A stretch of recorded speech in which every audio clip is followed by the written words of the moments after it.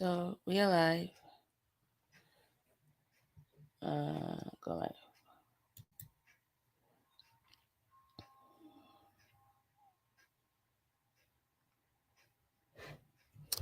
All right. Pending when Ayomide is able to find a way to bring his mic back. It was working a few minutes ago, but then something happened. Hello, welcome to the Merciful Podcast. I can hear you.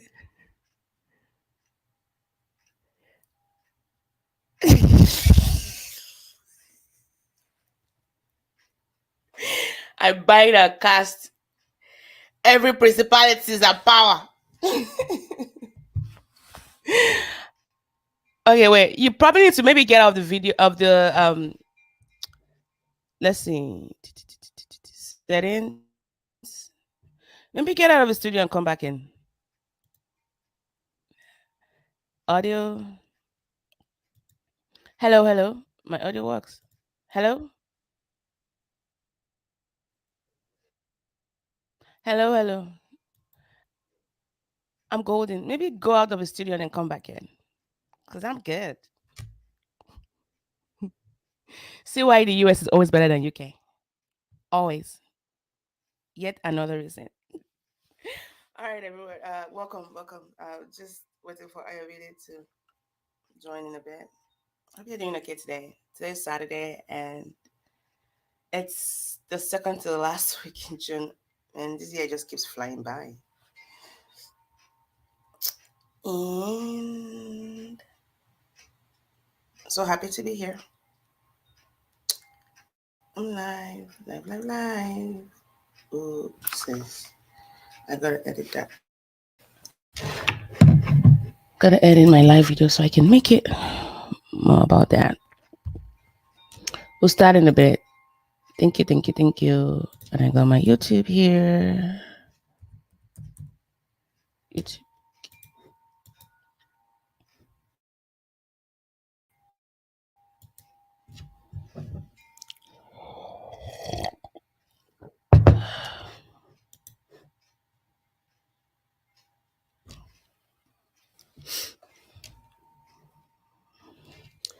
This is gonna be good. This is gonna be a good day. It's gonna be a good day.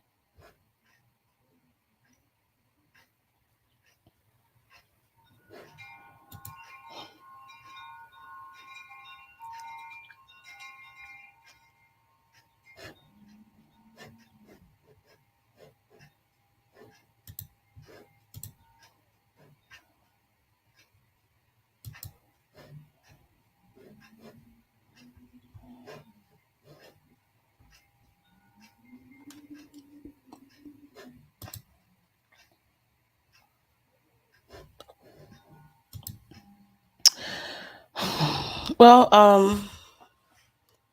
still waiting for Ayomide, and I guess I could call him on the phone. Guess I could do that.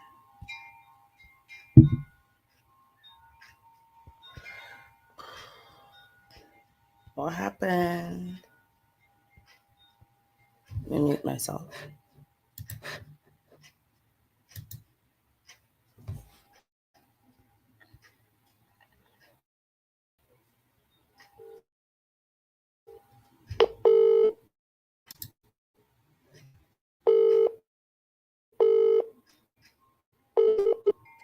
Dude, Yeah, what happened?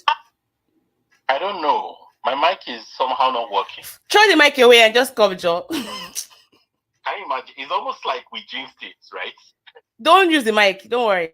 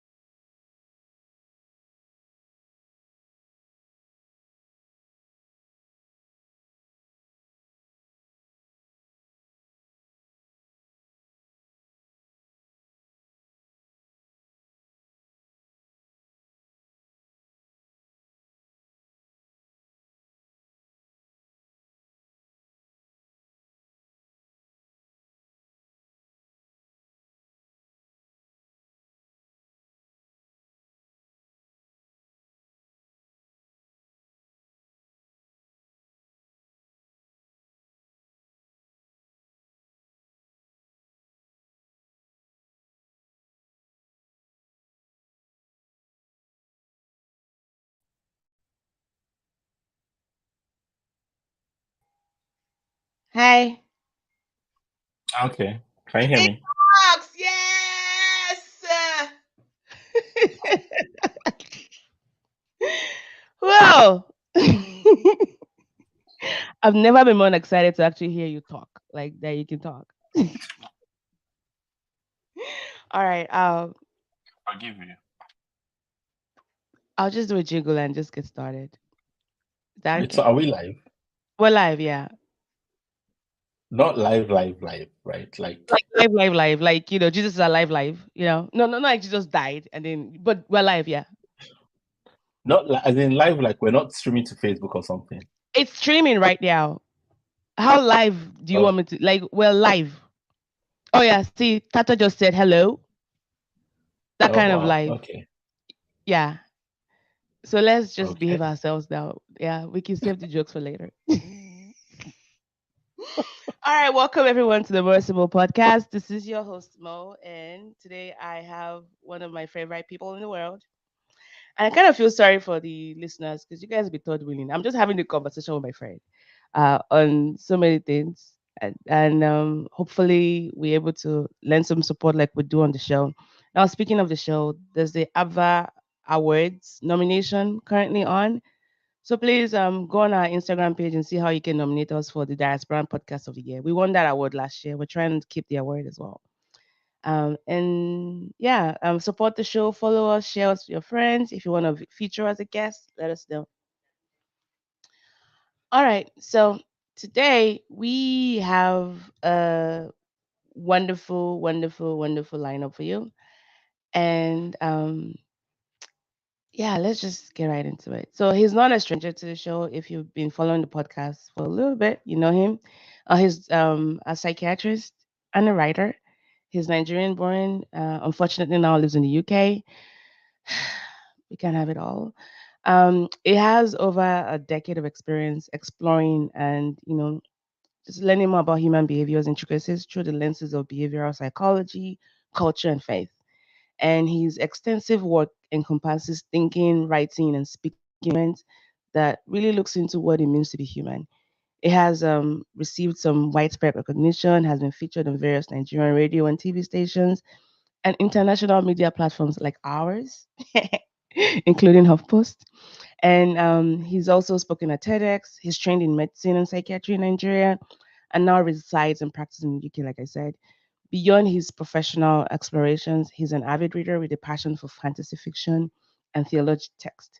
His interests also enrich his perspective and approach to psychiatry. So, everyone, please join us in welcoming back Doc Ayomide to the podcast. He used to be a former co-host of the podcast as well.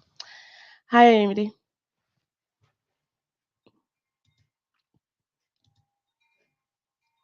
Hello. Oh, you're muted. Okay, Okay. there you go. There you go. Sorry. Yes. I was trying to unmute. Eh, Oh Hi. boy. This is gonna be rough. Hi. Just focus on Nehemiah. Najombwa, like I'm speaking Igbo and English and Yoruba.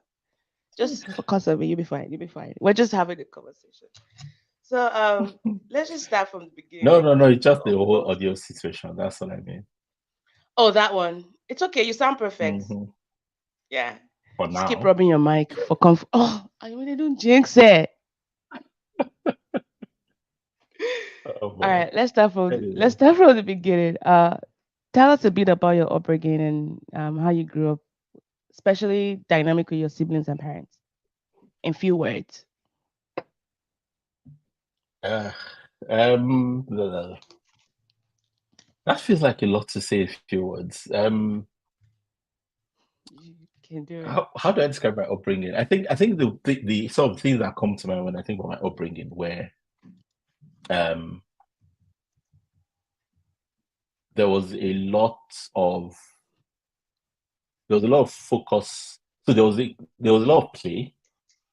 There was a lot of like I think about the fact that we played a lot. Every now and then I come back to that. It's something what I think most of my happiest memories are playing.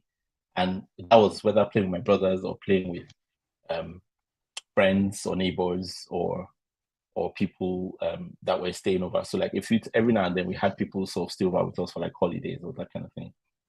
Um, So there was play. There was a lot of sort of the religious aspects, and Bible teaching, Bible clubs, that sort of thing, and school, which I suppose everyone had, if you're lucky, I guess. Well, I suppose most people had it, I suppose. But I know, there are lots of people who didn't. That's the last thing. Okay. It's I any suppose the if I books part is mean not upbringing as such. I was just like I read so much that I think my mom was worried about how it was affecting my school reading.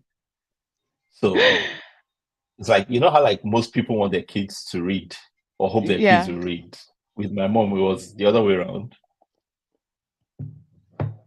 How are you doing in school? Were you not doing well in school? You just reading all these I was fantasy doing novels? okay.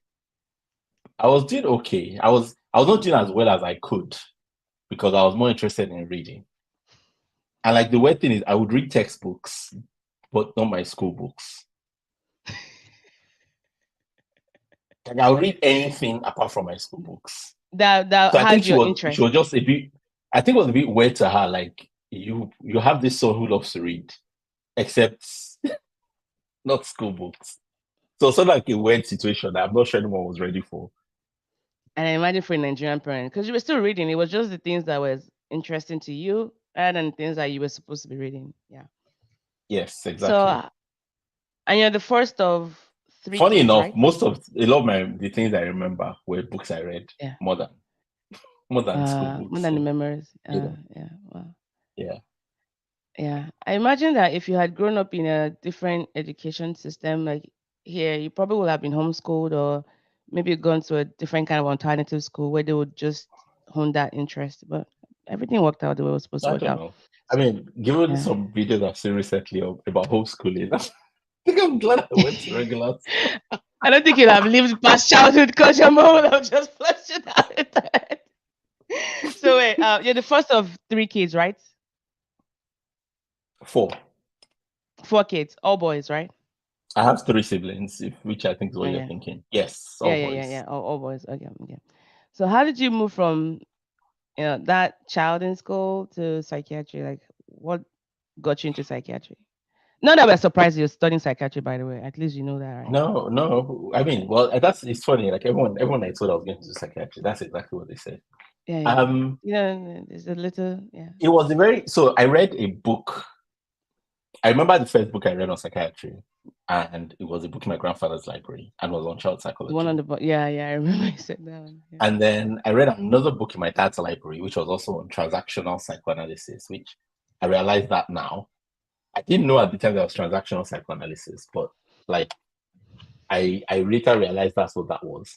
Um, I think I read both these books before I think I read the first book when I was like 7, 8. I read the second one when I was like 12. And I just found them really fascinating. Um, and I didn't know then. I remember thinking psychology was interesting, but I also didn't know anyone who was a psychologist. So I never thought I would do psychology because it didn't feel real to me as a thing I could do. So I never really thought, oh, I'd like to explore this or anything. Um, but it was just there. And then I did psychiatry in uni, and I thought, ugh. Like I remember, like my psychiatry posting, I enjoyed it, but I thought I was more interested in studying the human mind than in treating mental illness. So to my mind, they Mm. were just very different, and one was interesting to me, and the other was interesting, but not as interesting. And then it just took until after I finished uni to sort of I think it was very so there are very few times in my life when I've known something very clearly in a certain moment. And one of them was Hmm. the day it hit me like it's psychiatry you want to do. And I've always described it that way as a knowing. Like it wasn't even I wasn't thinking or anything. It was just like there was this weird moment and it just crystallized in my mind, in a sort of almost epiphanic kind of moment, right?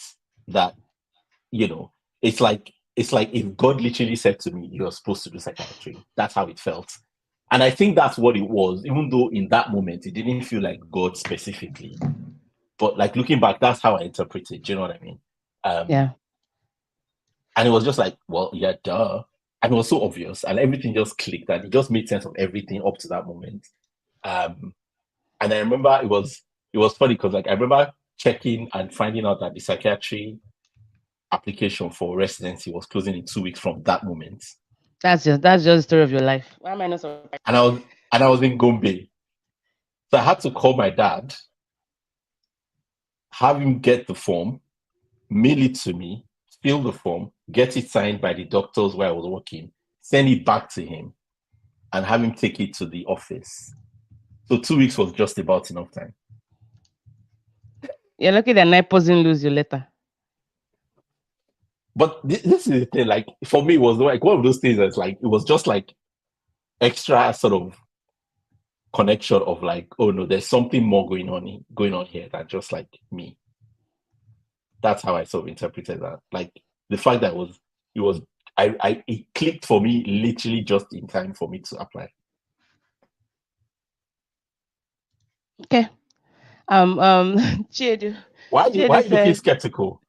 no, I'm not looking skeptical. I'm just reading through the comment. Chiedu said, you couldn't have Uh, been anything other than being a psychiatrist or a psychologist. Oh, sorry. well, of Tata course, said that's that. what that's what that's what Yeah. that's what that's what. See, this is the funny thing that everyone says that after I told them. I don't think anyone said that No, before I no, no, told no, them. no, no, no, no, no, no. I mean, there's this thing, all the psychiatrists me I know, there's this thing they have in common. You kind of know because it takes one to treat one, you know. So you've always had that See, I extra always spice. disagree with that because I always say, if you want to find the really odd, no, this one I will die on this hill. If you want to find the really odd doctors, it's surgeons, and I don't know why everyone I ignores know surgeons. they have bad bedside manners. They're not very And then personable. psychiatrists will just do one small thing and just be like, "Oh, psychiatrists." Which Meanwhile, small surgeons are thing? out. Surgeons are out here acting wild. Soldiers are No, different. You guys are very soldiers are see, very even no, mechanical. They no, want no, to cut. no, they're not just It's mechanical. okay. I've actually We don't have to agree. I mean, it's okay. We one don't have last to proof. agree. One last proof. Okay, go Even in ahead. Mediland, there were more, I'm not. I'm going to say this. I'm not going to say anything more. There were more eccentric surgeons than eccentric psychiatrists. That's all I have to say. Moving on. Okay. Okay. So you practice for If a you know, you while. know. You practice for a while and then you decide to move to the UK. Mm. Why why the UK? What drew you there? Um, Mainly it was because the woman I was dating, I was going to get married to, wanted to come and school here. So she was in Pakistan, you'll have gone. Everywhere Um, but the US. Is that what you're saying? I don't know about. Well, actually, probably anywhere really, anywhere she was going. Although I suppose I could say there are places that she may have been going. I'll be like, do you really? Okay. Fair enough. So I mean, I imagine that the system, the training, because we're colonized by them, you basically just went back to work for your colonizers. The irony of that. But what was the hardest transition for you moving from Nigeria to the UK?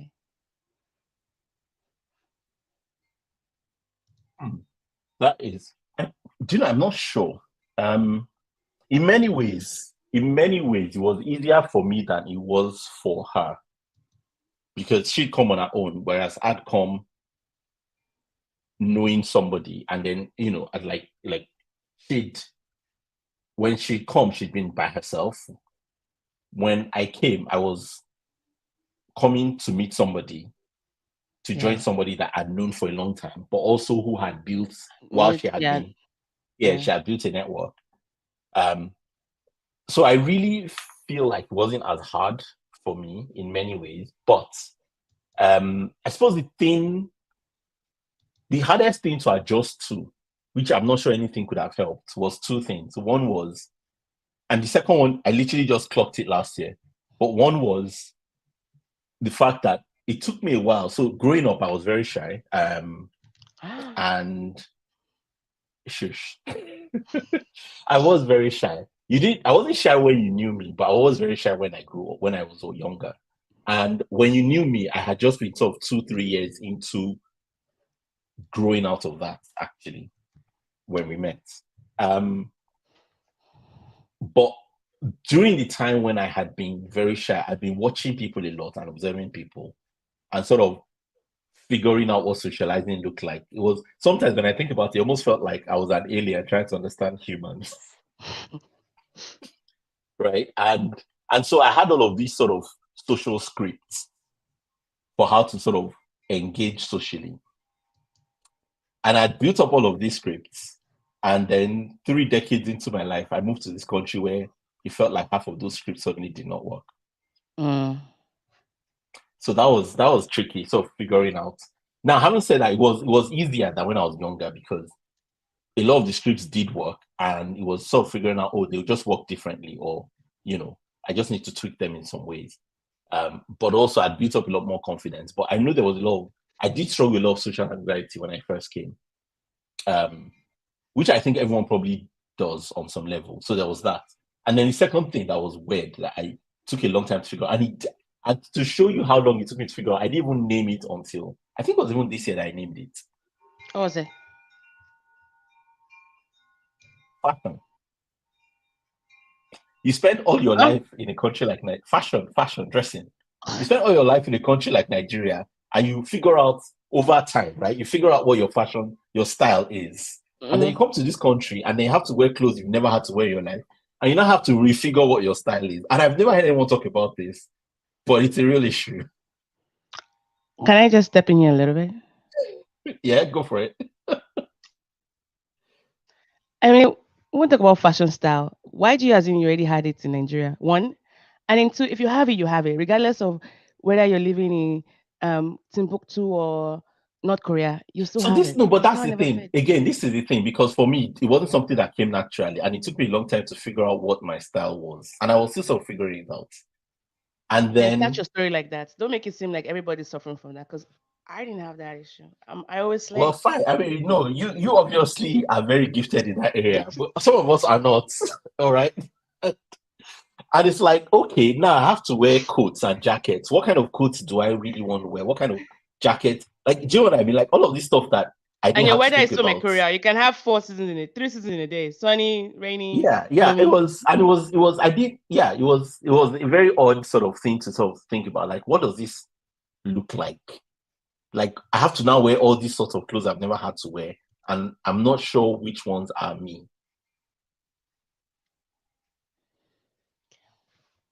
That's I've never had that pain point, but I can imagine how that must have been quite distressing.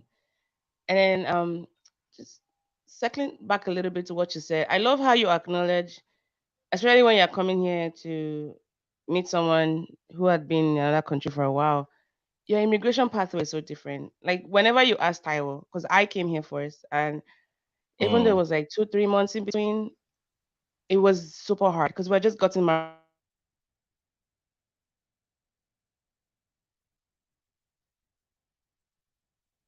So I was like, just for myself, but knowing that somebody else was coming to make the way better for them. And I love how you acknowledge that because you have different stories, like what she had to do, what I had to do, and Oh all the yeah, it's very mechanisms that had to be different. in place. I love how you put that into perspective. So you still practice as a psychiatrist, right? What are some stark differences would you say between your Nigerian practice and the UK one? And so you can talk about the challenges and also some of the bright moments you have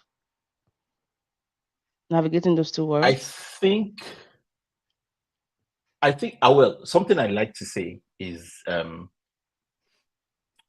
I think about this a lot, partly because I do a lot of teaching medical students and junior doctors. So teaching, mentoring is one of my favorite parts of my job. And excuse me, I feel like part of what I get to bring is helping them think about the differences in systems across, at least the two countries that I've worked, the two continents that I've worked. Um, and so I do think about that quite a bit. And one of the things I think is that psychiatry is the same. Mental health is not very different. What's different are the systems in which you practice it. And so the NHS is very different from the health system in Nigeria. Um, a big part of that obviously being the way it's financed. And so, for instance, I think if you look at something like the US, UK, and Nigeria, they they're all financed quite differently. And I Mm-hmm. think that itself creates all kinds of incentives that downstream of that then shape a lot of both how healthcare is practiced and how people engage with health seeking Mm-hmm. in ways that I find very interesting. So yeah, there is, there is that. So like one example is the fact that in Nigeria, I often like to say that in Nigeria, in psychiatry, we often had to do a lot of persuading people to come into mental health. I'm coming for admission because we're going to have to pay for it. So it was a big decision, Expense, yeah. and it was heavily subsidized by the government. So this is the thing, like it is quite heavily subsidized by the government. Um, but if you're really poor, what's left to pay is still quite a bit, right? Um, so there is that. Whereas here you have sort of the reverse problem, which is because it doesn't cost anything at the point of contact, Contact, yeah.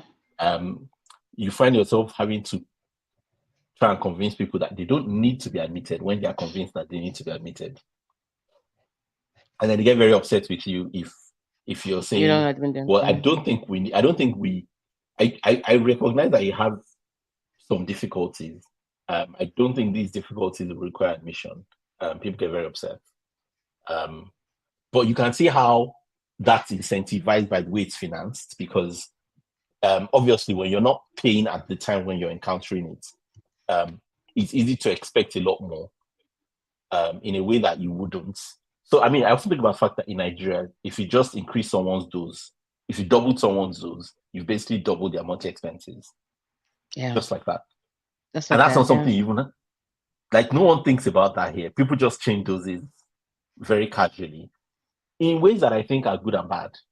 Like it's good in the sense that you don't have to worry about whether the patient can pay for it. It's bad in the sense that I think I feel What if? like Yeah. because you had to think about it in Nigeria, you thought much harder about it in ways that I think often benefited the patient. And then you had to carry the patient along. You had to explain to them, do you know what?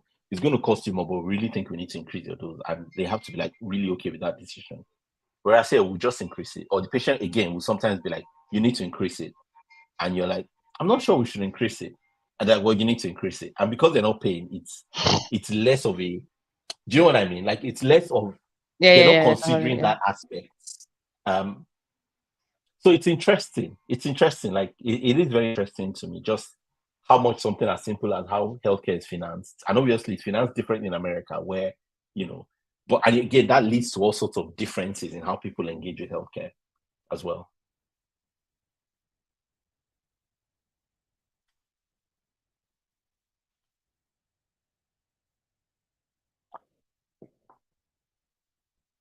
It looks like I'm frozen or you're frozen. I'm not sure which.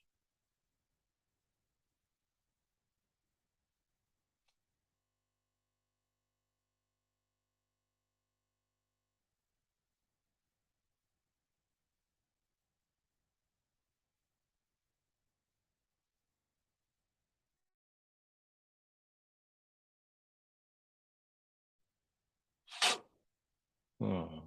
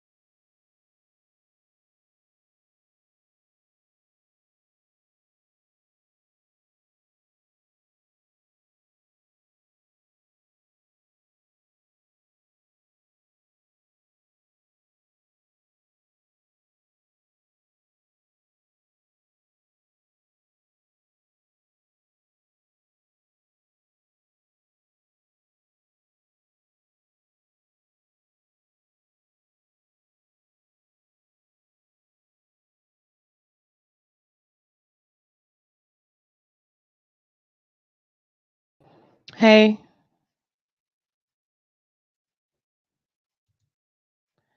hi. Okay. Can you hear me Sorry, now?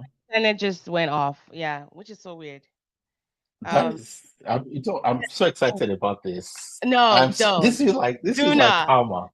Do not. Look at you. Look at you with your picture quality looking like 2K. Oh wow. Oh wow. Wow. We're going there. When you hit low, I hit lower. So sorry about that, audience. Thank you for explaining that. And I think I haven't practiced here. Well, I practiced for a little bit, but it's so different. Like you're right. The way the system is funded and how you interact with the system. Like for you guys, it's a single payer, and so there's that emphasis on primary prevention to reduce the burden, so it doesn't like deteriorate, and Hmm. NHS funding is getting more and more crazy because your workforce is getting leaner. But all that to say that when it Oh, comes to it's not like, getting leaner, it's getting more. But that's the problem. It's getting funding is more and your it, funding is they're having issues with funding because the workforce is like getting leaner. You're not putting money into the the money bag. workforce, no. So it's a whole thing, but basically the workforce is way more bloated than it ever was. The NHS is the biggest employer in the country. Yeah, that's the And problem right there. part of the problem is not that the funding is reduced, it's that it's getting harder and harder to fund because it's so massive. Massive. How about Like it even costs a the lot more like to fund retirement? than it used to. Oh, that's another Big problem. issue That's a too. separate Yeah, yeah. problem. Mm, That's a problem in a lot of Western countries. I haven't. It's one Yeah, of the paradoxes that the more you increase, the better healthcare gets, the greater disease burden gets, which is a sort of odd paradox, but like it makes sense once you think about it. It doesn't. yeah.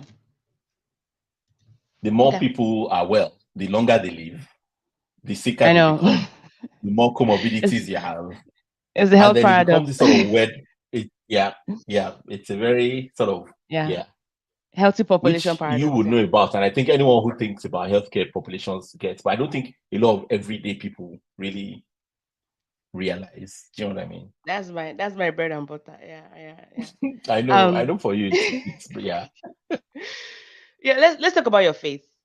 How does this, before we move on to the next set of questions, how does this intersect in everything you do? Especially in a field as nebulous as psychiatry, where Oh, it's no, you it's guys have been there's not. accused of being, whack jobs and pseudo scientists. So how do Wow, you you're handle? really I like didn't say it. relishing. It's like an accusation that has been put out there. Well, I would have hoped that one could depend on you to actually like push back against those accusations Why would I push back? You're my friend. Why would I push rather than back? That's reinforce exactly why I'm on because this it's not camp. about me. It's not about me. You're my representative to all the other shrinks out there. I said what I said. No, well, one of the things I actually always try to get students and gen doctors to grasp, especially students, is that it is not nebulous at all. Um, and it is not, what's the word? It's not abstract. And so I'm constantly making comparisons to physical health so that people can see that everything you learn in medicine and med school applies here. And you need to see that it applies and not see it as this sort of weird thing on the side, because actually a lot of how we think about health applies here. Um, and the truth is, for a lot of mental illnesses, it's very like, I mean, obviously you have edge cases and you always have in medicine, but a lot of the hardcore stuff is pretty like, yeah, something is wrong, and you can tell, and you can often figure out what the diagnosis is. Um, and so it is pretty sort of straightforward a lot of the time, actually. Um, and then you have sort of the cases where you have to process and think, what's going on here? Um, but yeah, when you say how does faith play, I'm not sure if you're Yes. asking the sort of common question of how does faith affect my work, Your faith, like or how do you balance all of that with, your what role does your faith play in your life and your work, and how has it shaped your trajectory as a work? Yes. yeah, I mean, again, this is the thing where it's like it hasn't changed much in terms of how it shaped it since I've been a doctor, really. Like, because I think there's a thing where people sometimes think that, oh, faith in psychiatry is going to work differently than faith in medicine overall. And it's like, no, it's the same. It's not, there's nothing, there's there are some unique aspects, but the broad aspect of it is still comes down to the same thing, which is, you're here to care for people and to help them get better and get back to whatever lives that they are living or want to live. And there's an aspect of that that is very much about restoring human dignity, right? Which is kind of what all of healthcare is. Now, obviously, some health problems, physical and psychiatric, are more obviously compromising of dignity than others. Yeah. Partly because of they are more obvious or more visible, but also partly because of how people think about them. Right. So there are, if you think of it as a sort of quadrant, there are health problems that are invisible, but if people found out, they would be like, whoa, what is wrong with you? But luckily for many people, they're not obvious. And they're the ones that are obvious and people are like, whoa, what is wrong with you? And then there are the ones that are obvious and people don't really care. And there are the ones that are invisible, but even if people found out, they wouldn't really care. Mm-hmm. Right? So you have those two axes, is one way to think about it. And you can sort of imagine which ones fit into which. And psychiatric ones people tend to have issues with. Although there are some that have become a bit more sort of socially Socialized. acceptable, Yeah. Mm-hmm, mm-hmm. for good and bad, in good and bad ways. Depression, anxiety, OCD like. Yeah, well, and and then you have this thing where people will come and they have a specific. So schizophrenia is a common one. Like, Yeah. I've never seen anyone come and, although no, that's not Mm. true. That's changing. I have seen people who would like to be diagnosed with a schizophrenic disorder or a psychotic disorder. But usually They that's want because to they be think that diagnosed and usually they don't that's have because they it. think it would no, and they don't have it. But usually that's because they think it would justify some Yeah, unusual essential behavior that causes. they've Yeah, had. yeah, yeah. Okay. Makes sense. And of course, you commonly see that in some forensic situations where someone is on the Yeah, route yeah. to the criminal justice system Yeah, yeah, and yeah. they're hoping to switch to the healthcare system, that sort of Claim thing. psychiatric. Yeah, yeah, yeah. Um, You and get why? and and saying you're depressed in that setting would not really get Cut you because who is not switched. depressed?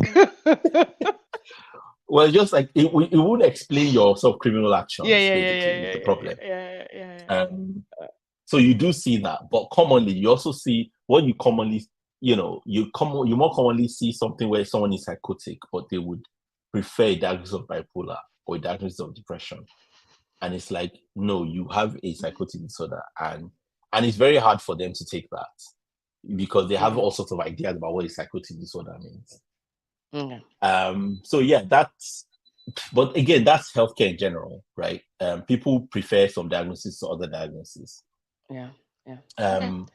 In terms of, but yeah, at the end of the day, it comes down to human dignity. I have articles and essays I've written on the whole thing about, is mental health spiritual, which I don't think I really want to get into now because that's a whole thing.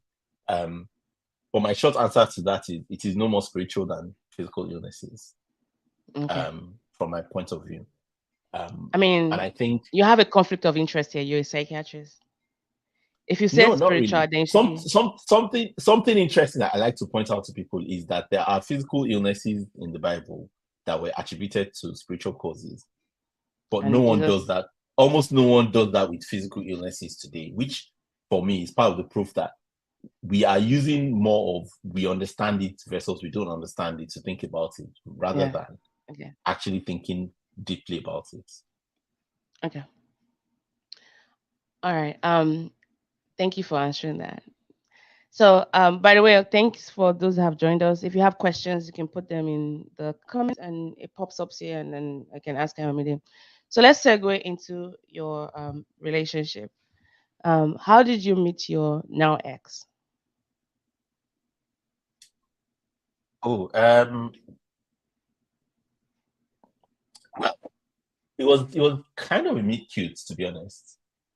Um, so there's this whole story of and yeah, so kind of there was this whole thing where we sort of met on a bus, except we're on the same bus, and she noticed me because I had to come down from the bus because there was an accident that I tried to help out with. Not I ended up not being able to do very much. Because you're a psychiatrist. But They didn't need a mental health person. They need a real wow, doctor. it was more that things were being sorted out already. But yeah, Okay. um, and there wasn't much more. And I didn't really think I was going to do much anyway. But it was just sort of to see if there was anything I could do. But then because of that, she sort of, everyone on the bus took notice of me when I came back because the bus was almost going to leave, and somebody had been like, "Oh, please don't leave yet. Somebody needs to get back on the bus." And then we ran into each other. What was my first time and her second time at the house of someone that I was visiting, who she was also very close to. So again, it was like this couple, and we both knew this couple. We both had a sort of independent relationship with this couple. She'd known them forever. I'd got to know them during the period where I was staying in that area. And I'd gotten close to them, and then we met in their house, and then we became friends. And then years later, we started dating, and then got married. Okay. Oh yeah, was that? That we met. Yes. Oh, that was 2006. It would be And then when did you get married? 10 years 11 or later. 12? Oh, 10. 2016. Okay. And between then, how? So I know she traveled, and relocated abroad. How many Mm. years did you guys spend in the same country, like, dating in person versus long Most of distance it. So relationship? she didn't relocate. She went to school. Uh, Um, I mean, she went to do her masters, and then she um came back and then went back to do a PhD. And then it was in between those. It was in between the masters and PhD that um we decided to well we decided to get married, but then that didn't happen until after she'd gone back again. okay. And then she came back, and yeah. But how much of Excuse me. that 10 years, between that 10 years, how, if you were to divide it up, how many years were spent while she was away versus while you guys were together in person? Um, Were you mostly long it's distance hard. relationship or Yes, so it was happened? mostly long Okay. distance. Yeah. But again, this is the thing because there was a whole period where we're friends, and most all of that was long distance. Although there was a time when we sort of caught up and everything. When we started dating, we did spend quite a bit of time together. There was still a lot of long distance, but we made the effort to spend a lot of time together. And obviously there was the bit when she traveled as well. So Yeah. obviously that, but yeah. So we had sort of months that were together in the same space. And there was a whole period when I was seeing her every day. During one time when we're in the same, we're in the same area Okay. for a Okay. few months.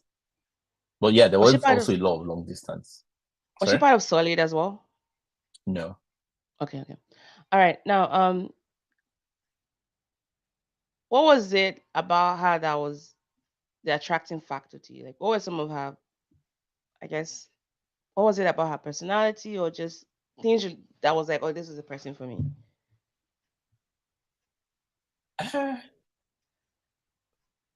I thought she was a really cool person. I thought she was really smart.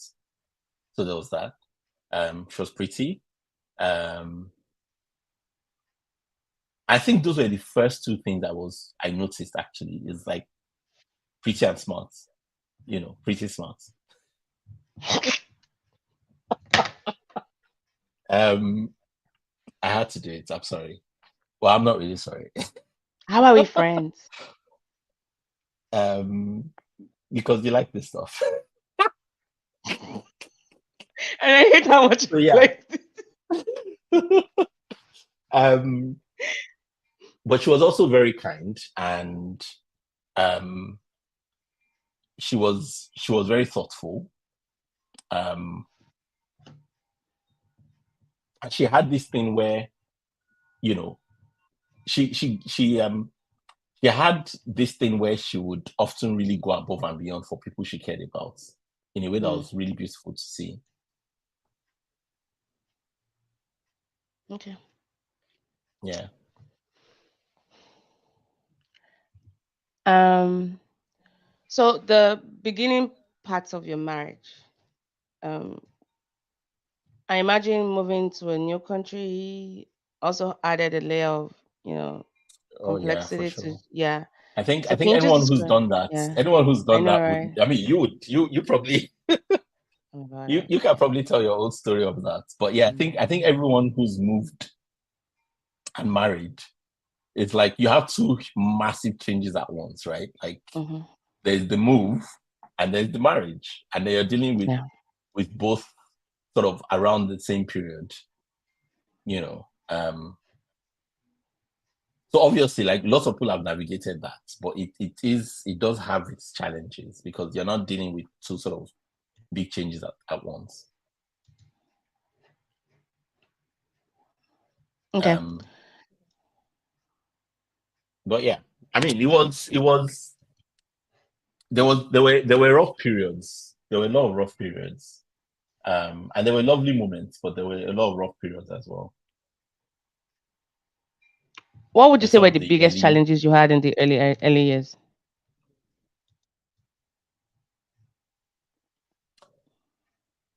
hmm, I think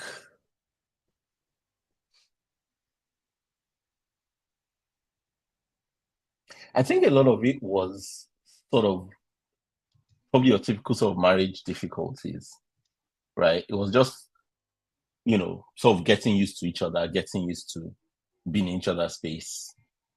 It was just being compounded by also being in a new place Yeah. and not having a lot of support socially that you'd have had, sort of in Nigeria or your own sort of, wherever you're coming from. Um, and also still sort of trying to figure out yourself in this new place at the same time as you're trying to figure out this new This relationship. person. Yeah. Yeah. Yeah. Okay. And I remember you guys had some mechanisms like your church, your community of friends, Mm, even though you were in mm. a strange land. So that also helped a little bit. Oh yeah. So another Now, thing was it was looking hard back for me now, to form. yeah. So it took me a long time to make friends. That was another challenge. It took me a long time to make friends. Um, and I think again that was some of that was me sort of being in a new space and sort of there was just so much trying to figure out so much, trying to figure out, what making friends looks like in the UK. Because it's quite different than making friends in Nigeria, right? Yeah.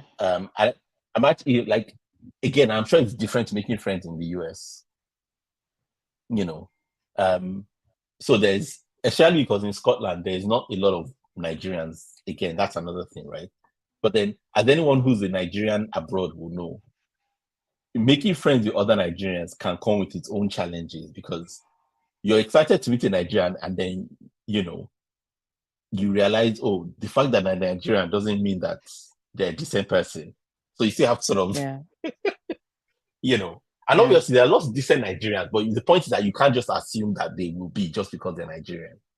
You Mm-hmm. still have to, decent people are still something you have to be careful to look for in anywhere you are, and it doesn't change no matter where you go.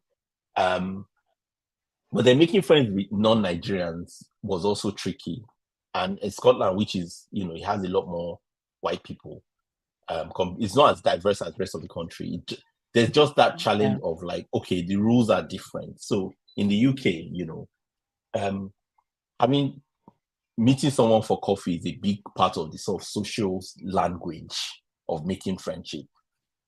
Which again, I didn't have that before. So it took me a long time to sort of figure that out.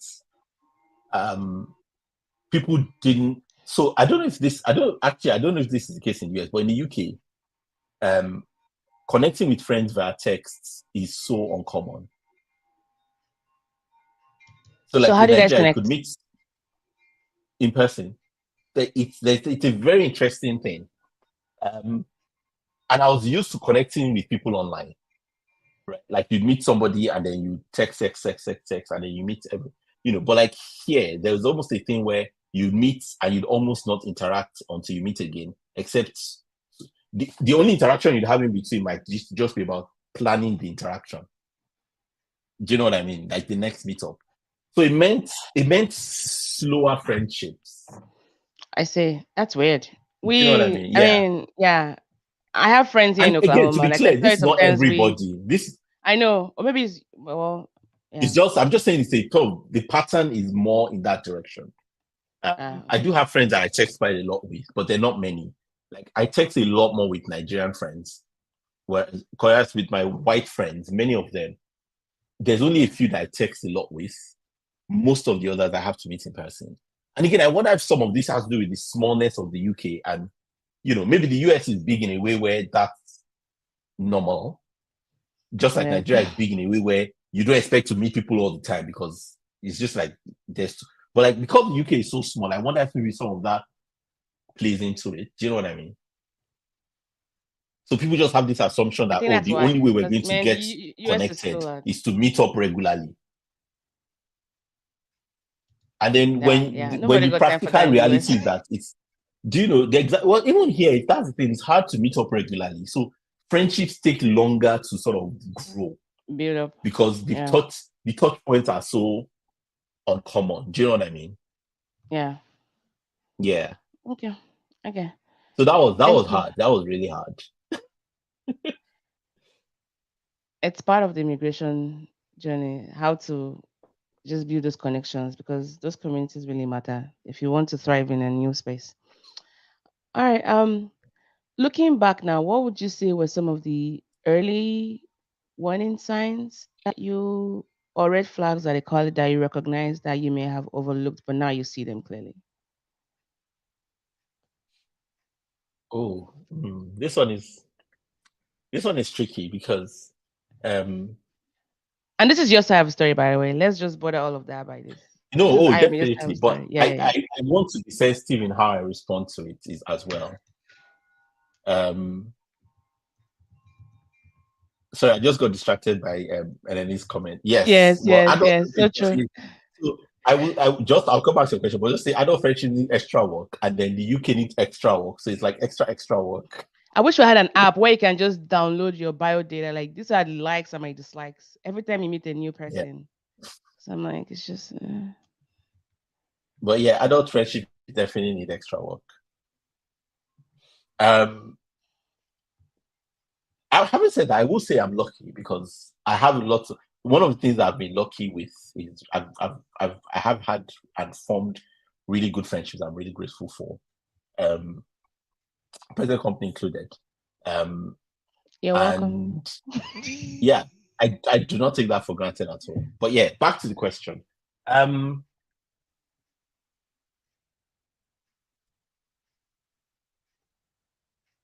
so early,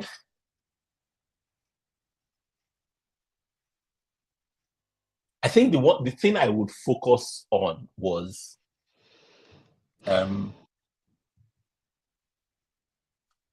I've come to believe that a big a big aspect of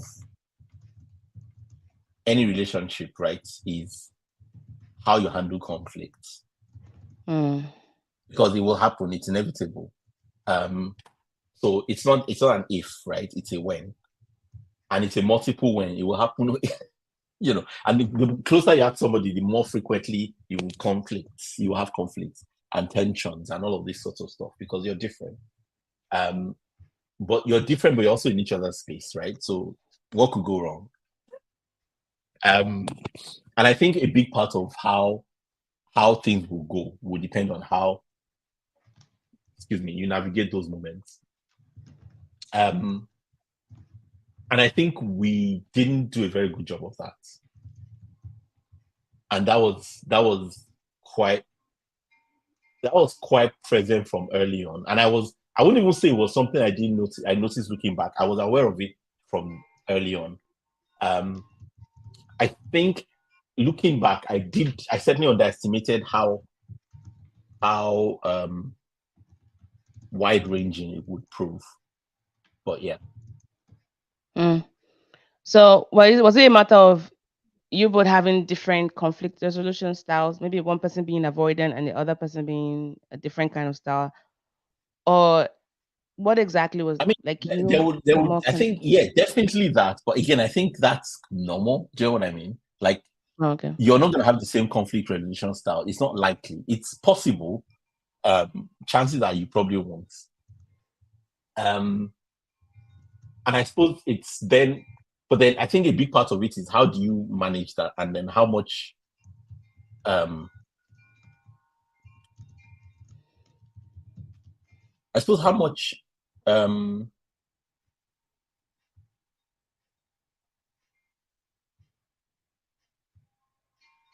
how much grace are you able to have for each other while you sort of navigate those differences in. So Mm. the differences in each other that led to the conflict, but then the differences in managing the conflict, this is the second sort of relationships are complicated, aren't they? Yeah. This is the second layer. So you have Yeah. conflict, then you can't even agree on how to manage the conflict. So there's a conflict over how to handle the conflict. Yeah. And so you need a lot of grace, don't you? You need a lot of grace, um, To and do that. a lot of assuming good intentions, right? Rather than assuming the other person is out to get you, kind of thing. Mm. Um, so yeah, I think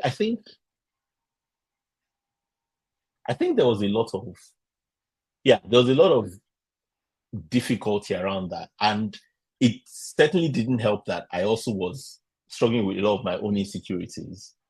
Um, which surprise, surprise, I came into the marriage with. Oh, Um, shocking.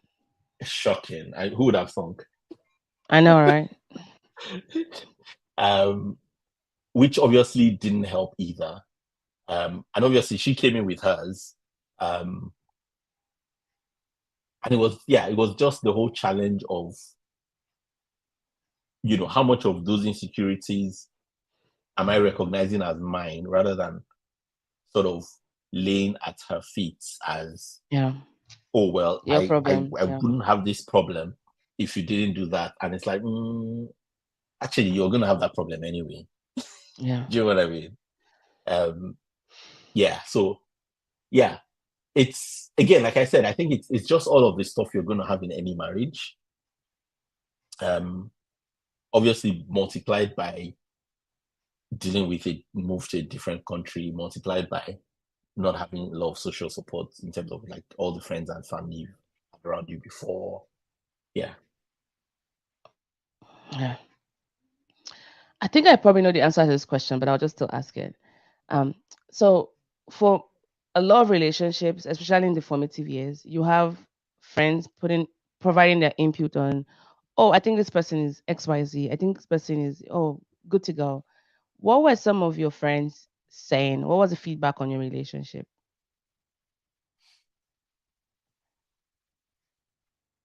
Um, not there wasn't negative feedback, to be honest with you. Now, having said that, um, many of those people didn't get to meet her.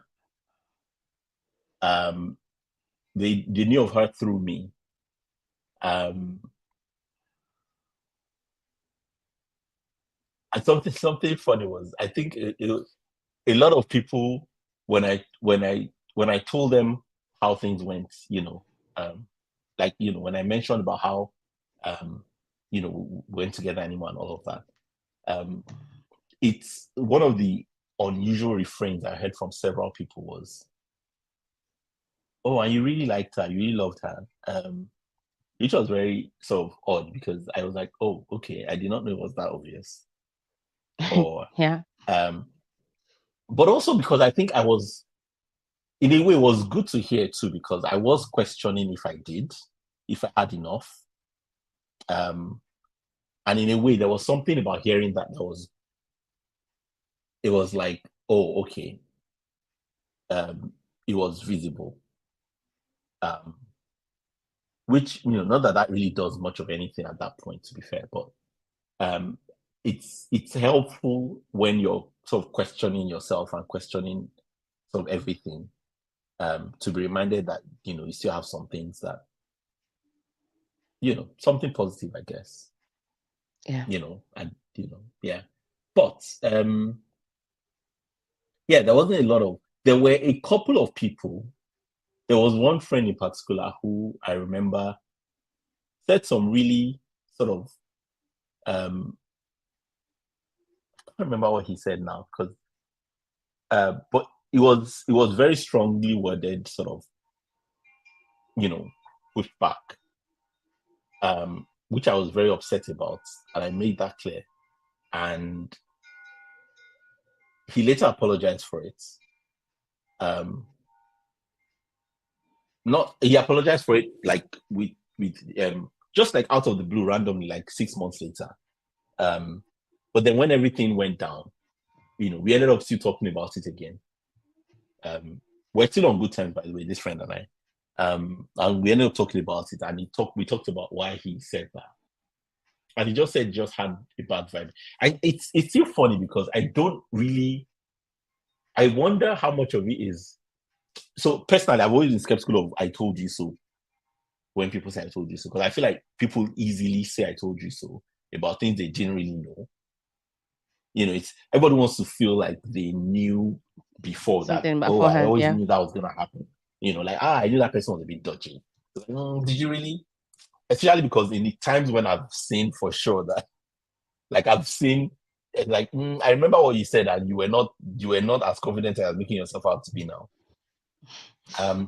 But he did. So I do wonder how much of it is that. But he did say that he felt, and he felt very strongly that there were issues. And to be honest with you, I can't really explain I can't remember exactly what he said, but I remember that when he said it, I was like, I don't know where you got that from. And he couldn't really explain where he got it from. It was just like a vibe. So I don't really know what to do with it. Okay. Did you feel like So you had anything? you Because I don't asking me a remember that you question? did. Yeah, I'm Are you asking you. asking? Yes, Hold I'm on. Hold asking. on.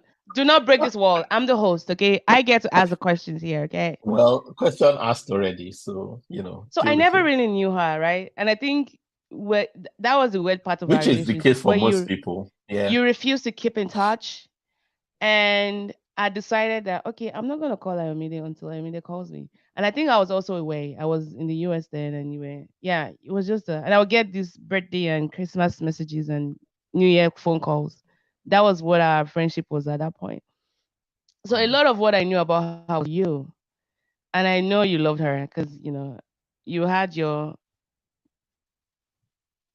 had other choices and you chose her. So I knew there had to be something there. So and yeah, Funny thing, you mentioned about me not keeping in touch, and that was one of the. I mean, when I look back, that's something I regret is not the word, but it's something that I know I wouldn't do again. Let me put it that way. But when things got really difficult, I definitely sort of isolated a bit. Oh, I say a bit, but it was not a bit, from a lot of my close relationships. And I think a big part of that was just the human thing of, especially with people who knew me well, there was a sense of they know me well enough that they would know that something is off. yeah.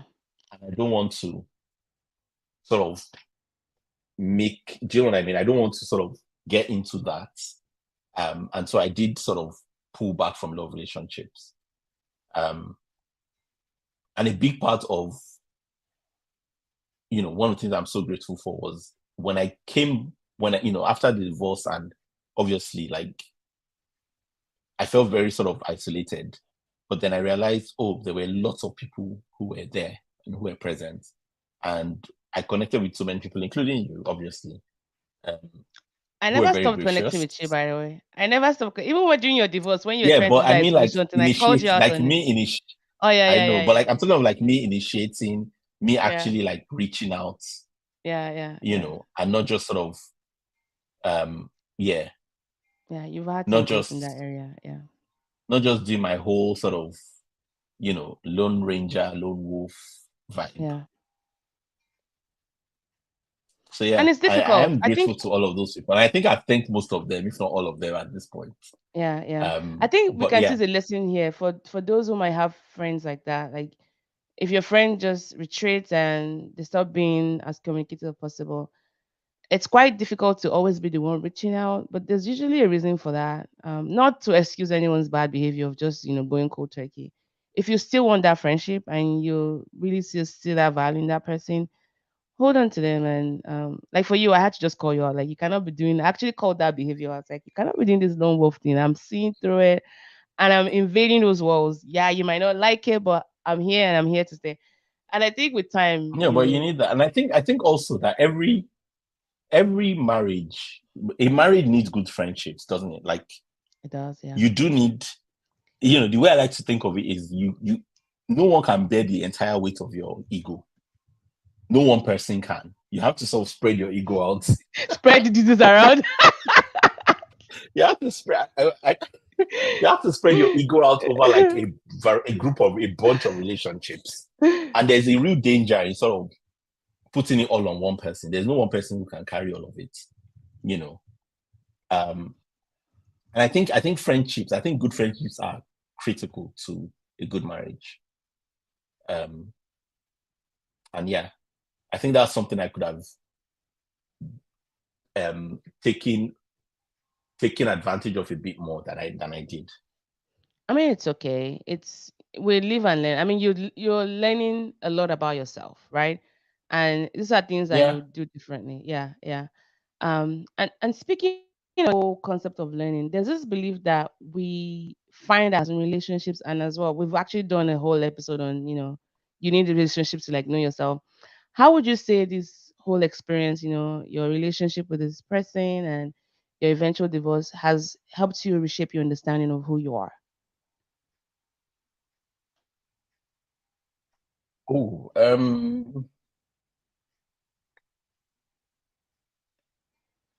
I think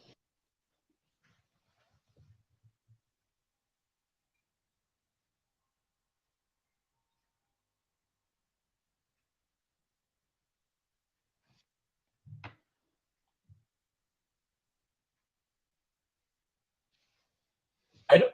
Do you know? I don't know. So after at the end of everything, I had to go into therapy, um, and I did a lot of sort of processing through that, um, and trying to sort of have a better understanding of what was it that I needed to think about, what was it that I needed to um, be aware of, that sort of thing, and work on. And yeah, I think one of the things that really came through was the fact that, so basically, I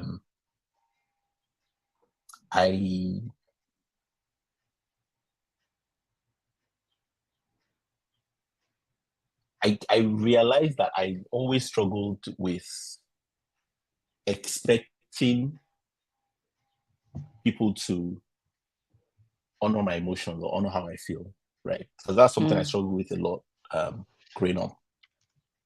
Um, and so like I would have things I felt, but I didn't feel confident that people cared. And that's affected my friendship. We've talked about that. Um, and so it's very interesting because obviously I'm in this profession where I try to hold space for people's feelings and emotions and all of this stuff, including very often the difficult ones. but I haven't mostly felt that I was safe to do that. You know what I mean? With people. And I've often felt like I had to hide that or hold that back. Um, so I think one of the things I had to deal with in therapy was sort of confronting that, and that's part of why I've been more deliberate about sort of trusting my friends with my feelings, and trusting that they care and that they will hold space for them. And I'll be honest, that's still hard. That's still hard to do. It still takes conscious effort. My instinct is to not. Um, and I do sometimes wonder how much that affected things as well. Because I have had lots of friends, including you, who have complained about like you listen and I can talk to you, but you don't talk back. It feels very one-sided, by the way. Like, Mm. don't get me wrong, you're very generous in listening and helping to provide, solutions. I can come at you, come to you for anything, and you're able to like help see the process behind it. And if you want a friendship to feel like I'm giving something back, you've got to put something on the table. And I know for you it's hard. I think that's the hardest part of our friendship. Most of the time, I feel like I think I bother and did too much of my problems. Like he knows where all the bodies are buried, but I don't even know where any of his bodies are buried. That kind of thing. I feel like you do.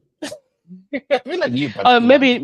maybe now, but it took a lot of just crowbarring your mouth, like say something. Yeah, That is yeah. such a graphic image. Crowbar. Wow. Okay. But I guess it's encouraging for your friends who might be listening to this to really see, just the whys behind some of your eccentricities. That it's not like you're doing this deliberately. It's also getting to know who you are and um why it seems like okay, it makes sense now why he's always been this way, or I can see why he reacted that way. Um and it's so true. We marry people that would test our life, like areas of our lives that were yet to grow, as it were. And so let's go back a little bit to when the fracture and I imagine it wasn't one thing that really happened. And so I'll just let you just say it in your own words, what you're able to share. When did you realize that, oh my goodness, this person I love, we're going apart, and it seems like there might not be a way to return home? When was that moment for you? I think there were issues from early, but I think I always was hopeful that there would be a way forward. And I think until the end, I kind of was still hopeful, to be honest. And I think a big thing I struggled with was coming to terms with it is actually over. Um, and this is it. This is the last bus stop. Like, there's no way. Um, but I don't want to say specifically because there's a whole thing around that I don't want to get Mm-hmm. into. But I don't want to Sure. I don't want to say exact. There's a particular moment in mind, but that's a pretty It's okay. yeah, it's a pretty what's the word? Um Private, personal. You want to go? it's a moment that's not just about me. Yeah, yeah, yeah, yeah. Yeah. Out of consideration. Um Yeah, yeah. but yeah. I think when I realized it was hard. And so there was a whole period of like, wow, it's actually over. Okay, wow. Um, and then what now? Right? And I think it was harder because she's genuinely a decent person. Like there's an element where I've often felt like it was like someone who was like an absolute monster. It might be easier because it's like, oh God, whew. And there were a lot of But you difficult wouldn't you aspects wouldn't to it. marry him. You wouldn't marry a monster, so that's besides the point. But I get what you mean. Well, I mean, people marry monsters. It's not like it doesn't happen. Do you know what I I mean? wasn't talking about people. I was talking about you. I'm people. People are me. People is you. I hate that I am able Oh, to mention that sounds names. very close to calling myself Legion. Who the F did I marry? Oh God. Except you're not from Atlanta. Wow. Okay. That is worse than any joke I've ever We're made. in Nigeria, Yoruba Let's Demola. just put that out there. But yeah, like I think there's a thing where if the person is decent, then you almost wonder like, am I the monster? Do and it's I think it's sort of coming to a point where where you have to be able to say, you know, maybe there isn't a monster. And that was just like a whole period and a whole process of like coming to that point. Um, and obviously, that's not to say like, there weren't things that I feel like were flaws on our parts and obviously flaws on Yeah. my part. Um, but like, I don't think there are flaws that, do you know what I mean? Like, Yeah. I don't think there are flaws that anyone can have. Do Catastrophic you know what I flaws. mean? Yeah, yeah. That couldn't have walked through. Yeah. Yeah. Well, I mean, obviously, we ended up not being able to walk through them. So, But it maybe they would were have taken two of catastrophic, but you. Taking two yeah. But I people. mean, like, Yeah, yeah. it's not like, oh, this was a horrible person. Phew. You know, Yeah, yeah, yeah, which would have been yeah. easier actually if that was. Although having said that, you still find people who are in relationships with pretty horrible people, and still it's still hard to walk away. So I think there is something about just like, if you really care about someone and you've been with someone, it's not easy to walk away, is it? Yeah, For yeah. anybody, I suppose, even if they're horrible. Um, but you can at least, yeah, it's like that narrative. If you can get to that narrative, it's easier in some way. Yeah, yeah. And It makes there's sense a easier. challenge in not that narrative not being an option. Mm. Do you know what I mean? So yeah. Okay. Um, I forgot what the question was that you asked. No, you Oh, I you think you've you've answered. You've answered. Yeah, yeah, yeah, okay. yeah. Yeah. Sorry, I'm Tokwe just said, rambling now. "No, it's okay. It's okay." Thanks for that comment, Tokwe. I admire the way you have respected her as you talk through this. Yeah, this is something we're hoping to do. Permit me to go a bit metacognitive here. If I were to put into words that whole period for you, because there were so many moments before the eventual divorce, and I say this very carefully, I knew that the outcome was going to be a struggle for you because this was somebody you really loved dearly and you held on hope until the very last minute. Even when as things were unfolding, I could see the writing on the wall. And My so little Daniel. when the whole thing happened, I'm like, there was a relief I felt for you, but even in that relief, it wasn't like an excited relief. It was okay, at least now he knows that this has been what the outcome should have been. And maybe you can finally begin to have some release. But I knew that even at the end of that whole thing, it was still, man, how is this guy gonna cope? So all that to say, dude, like the level of holding on you did, I don't think I would have held on for that long one. But again, I'm not you. So if you're ever doubting if you ever love this person, are you kidding me? Where why would you even say that? For like years you were holding on and even at the point of okay, this is what we're doing right now and paperwork has been filed and you were still holding on. I'm like, okay, I am eating like so I mean, all that there to was say, there was a large part of me that was so again, but this is I mean, so just to give an example, there was an element where I was like, Am I holding on because I don't want to have to deal with starting all over again? That Right? wasn't it for you. Or Yeah. yeah, but I'm just saying, like, this is so I often like to joke, like, I second guess myself a lot, which is great for my job, terrible for personal relationships. Wacky You science. know, where you're constantly sort of like, you know,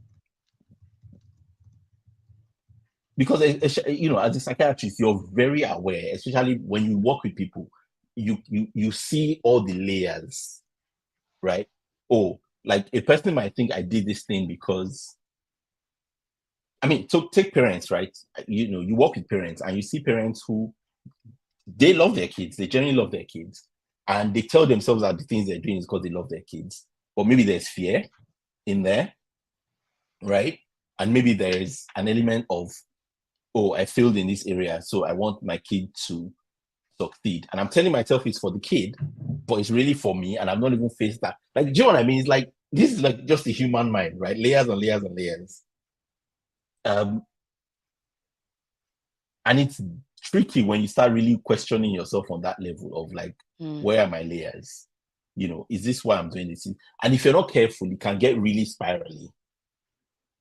And again, this is where friends come in, right? Because sometimes you need someone to sort of get you out of your head and just like focus. But again, because I was sort of a lot on my own through all of it, I did, go through layers and layers and layers of like, questioning my motivations and questioning my am I doing this because of this, or is it because of this, or is this other level of all of that going on. And yeah, I mean, it can get very exhausting, but yeah, Tell there me was a about lot it. of that. So and thanks for expanding on that, by the way. So you've talked about, friends, you've talked about your childhood growing up. What level of involvement, if any, would you say your parents or her side of the family, either good or bad, had on have had on just, this whole process of the marriage, separation, and then eventual divorce? I think again, I will just focus on my side, just like, do you know what I mean? And I, Mm-hmm. I don't want Mm-hmm. to get Sure, into sure. her side, Mm-hmm. because yeah, Say no more. um, Yeah, it's okay. yeah, um, my side were not very involved to begin with because I didn't tell them That anything. was you, yeah.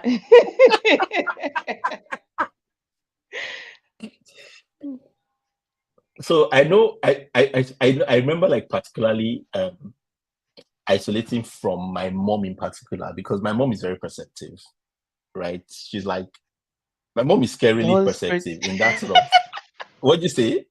The Holy Spirit. Like, I'm not even kidding. Like the way she picks up things, right? So like there was a real part of me that was just like I just felt so strongly like if we even spoke to her together, she might pick up on something, Yeah, yeah. you know, and especially like pick up on something in sense of like, you know, just something off about me and how I was. Do you know what I mean? Yeah. Um, I wouldn't lie to my mom. Like I wouldn't. I mean, I'm not like I'm lying to other people, but Yeah, I know what you mean. like there's an element where, so like my normal thing when people ask me, I mean, I've done it today, right? When people ask me questions, if I don't want to say, I'll just tell you straight to your face. I don't want to say. But no, wait, mom. Um, well, let me put it this way. By the time you're saying there are some questions that if you say I don't want to say to, You already you're given the saying. answer. Do you know what I mean? And like I felt like that was the kind of questions that I would be dealing Mama with. will ask. Where it's like it's like imagine if your mom is like, are you guys having problems? And then you're like, I don't want to respond. And it's like, I mean, No comment.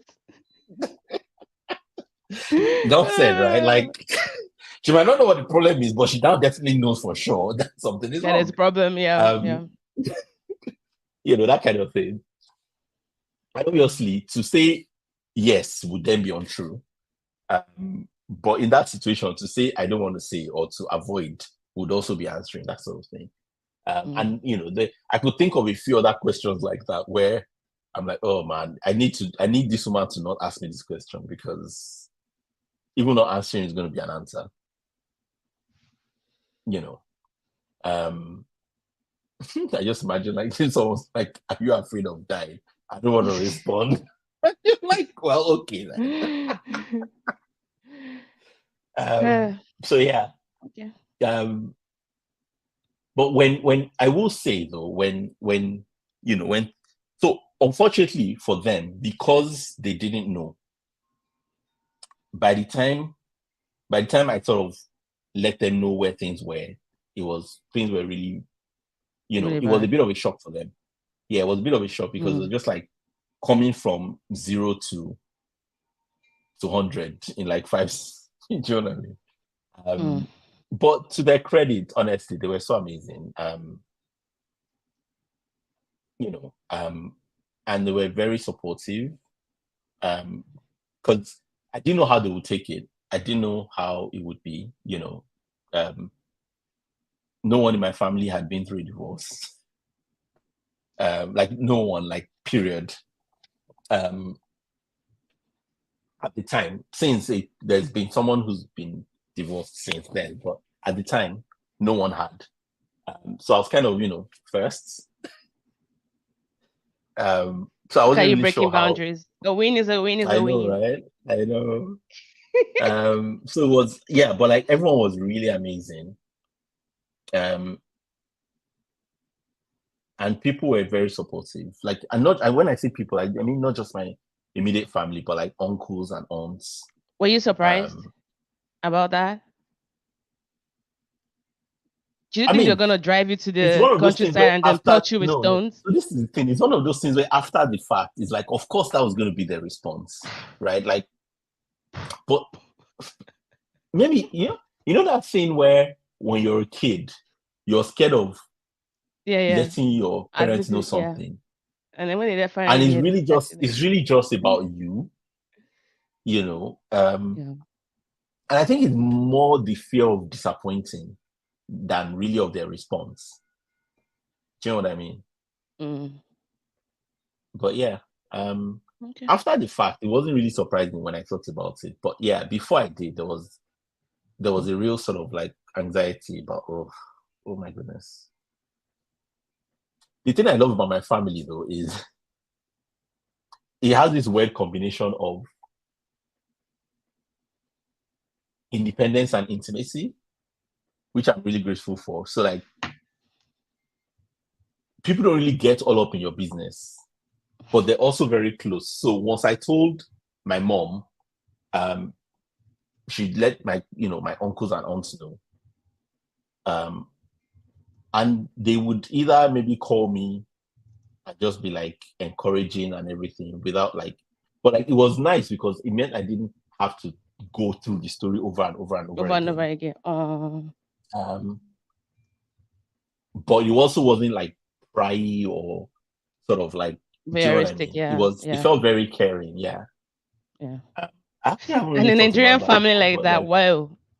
Well, Nigerian mom and well, can we just acknowledge no, my the my my family has always been like it's something I'm grateful uh for. Like they have this thing where people people don't really like if you do something, nobody's gonna be like they're not gonna like call family meeting on top of you, like do you know what I mean? That kind of thing. oh yeah, yeah, yeah. Um, if they have content, they will call you and chat about it, but like they're not going to be like you have to do this.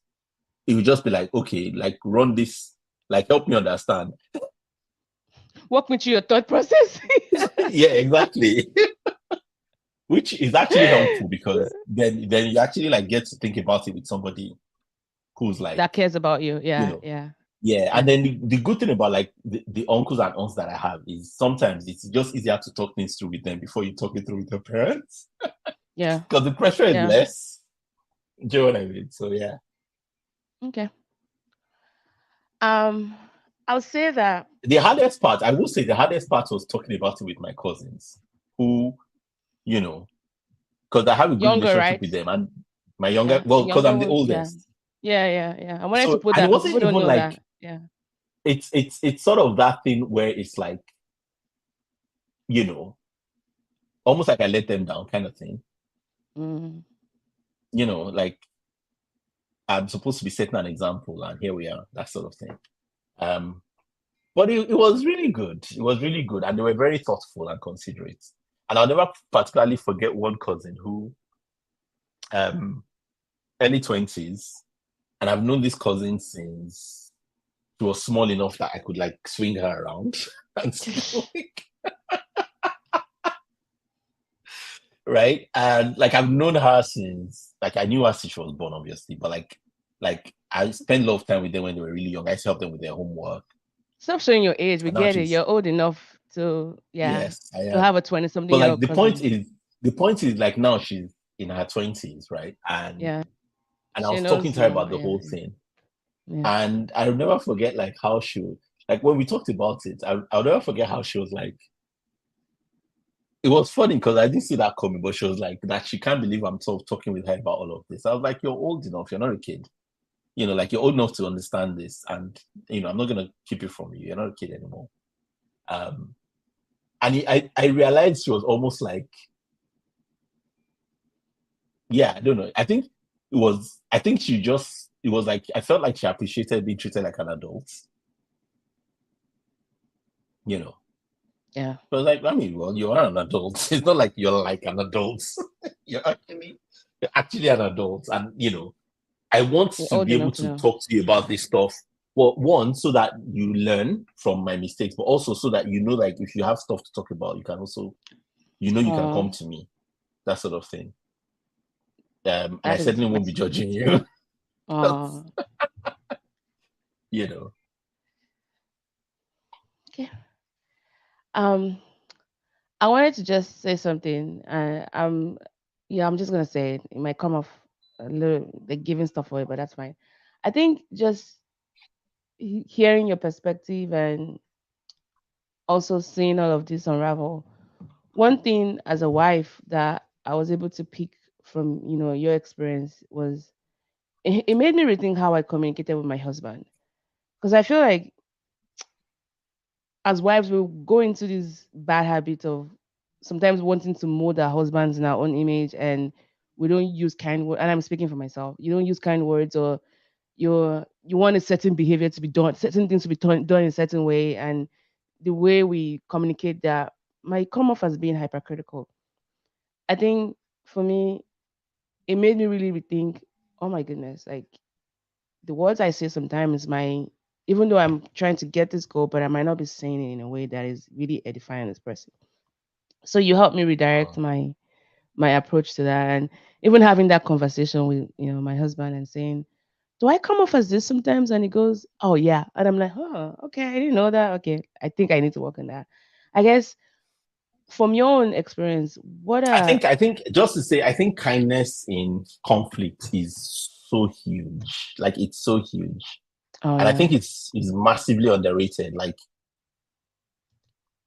being able to be angry with somebody and still say to them, you know, the phrase in my head that for this is "I love you, you idiots." Like being able to hold those two things together, I think we say is a monkey. We don't. I should but bomb the vocabulary to idiot because we just say I monkey. mean They come and tell us this monkey. I'm not saying I should go around. But like I chose the word idiot as a way of like that's like you're angry, you're really upset. Yeah, yeah, But yeah, like you're still able to recognize like I still care about this person, even if I want to punch them in the face right now, you know. Um and being able to hold that and so because I still care about this person, I want to be careful how I communicate yeah, and how I you know to be clear, the "I love you, idiot" is not something I'm saying. It's something for your head, not something I to know, I say. know. Not something to say, yeah, Yeah, but in your no, head, no, you're not like, to you. I'm yeah, saying for people listening. But like being able to sort of recognize that and then be able to sort of articulate the, I feel, for instance, like something as simple as being able to say, I think when you don't feel like saying I love you most, for instance, is exactly when you need to say it. It's almost like that's when the person needs to, because there's a fight, the person needs to be reminded that the care is still there. Whereas our instinct normally, isn't it, is to not say it in that moment because we're angry. We're so angry. You want to withhold that emotion. It's almost like you want to punish And them so, and know that, hey, I oh don't like yeah. you right now. Well, the truth is you don't feel it. You're not feeling it in the moment. But Yeah. so that's why I like to think of, kind words like that. I I like to think like of you, but them I don't as, love you right now. yeah, exactly. But like, I think there's a way we think, and I think we think of those saying things like "I love you." I think we feel like you have to say it when you feel it. But I think there's a way of thinking about it where it's, no, you say it when you feel it, but you also want to say it to remind yourself of it when you don't feel it. Yeah.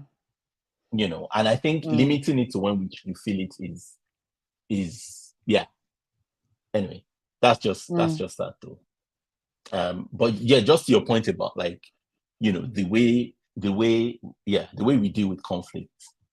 If there's one thing I've taken away from it, is like, yeah, the way I communicate in moments of conflict is huge. Yeah. Okay. Dr. Melanie had a question. She said, "Thanks for sharing a man's perspective. How did you feel facing your community, your church I friends mean, in DC what other afterwards? perspective would I share? And what does it feel like? And I'm going to share the dog's perspective. Sorry, and then what kind of support would you say those community provided to you?"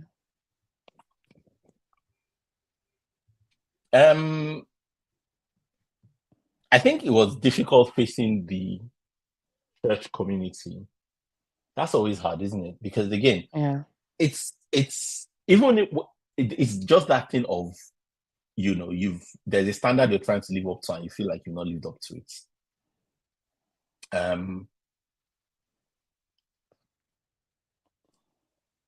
The I ended up not being able to continue going to our church. So I know, well, eventually, or this, but for people who don't know, like, I eventually moved to a different part of the country. But part of that was because, well, I mean, there were many things behind that, but before I moved, I wasn't able to keep going to the church, partly because it felt like, well, it was just very awkward. Do you know what I mean? Like, this is not even so much about the church itself. It was just like, this, and then the city we lived in was a small city, so you run to people all the time. So I think it was just an element of, it was good to be out of that space Environment, and be in a completely different space, and have the chance to build new relationships. But then obviously, like, as I made friends especially in my new church, there was always that point when somebody's going to ask about, like, your marital status, or if you've got children or whatever. I mean, well, to be fair, it's not like people would ask. People generally won't ask because obviously people can see that you're not with anybody. But I think there's a moment when I felt like I'm happy to talk about it and to tell people that I'm, divorced. And I think that was the moment when I felt like, okay, I think I'm sort of making my peace with this a bit. And not like you're going to just like announce it from out of nowhere, but like, when you get to the point where if the conversation goes in that direction, you feel okay to say it rather than change the subject or move on to something else. And then later on, getting to a point where you feel okay to say it as just like a fact about you, like, that's just where things are. And all of those were like different stages. The church community here has been massively helpful. I don't know that I would be here without them. Like, I really don't. from, and it's not even just the people who were like, what's the word? It's not just the people who were gracious and who I could talk to.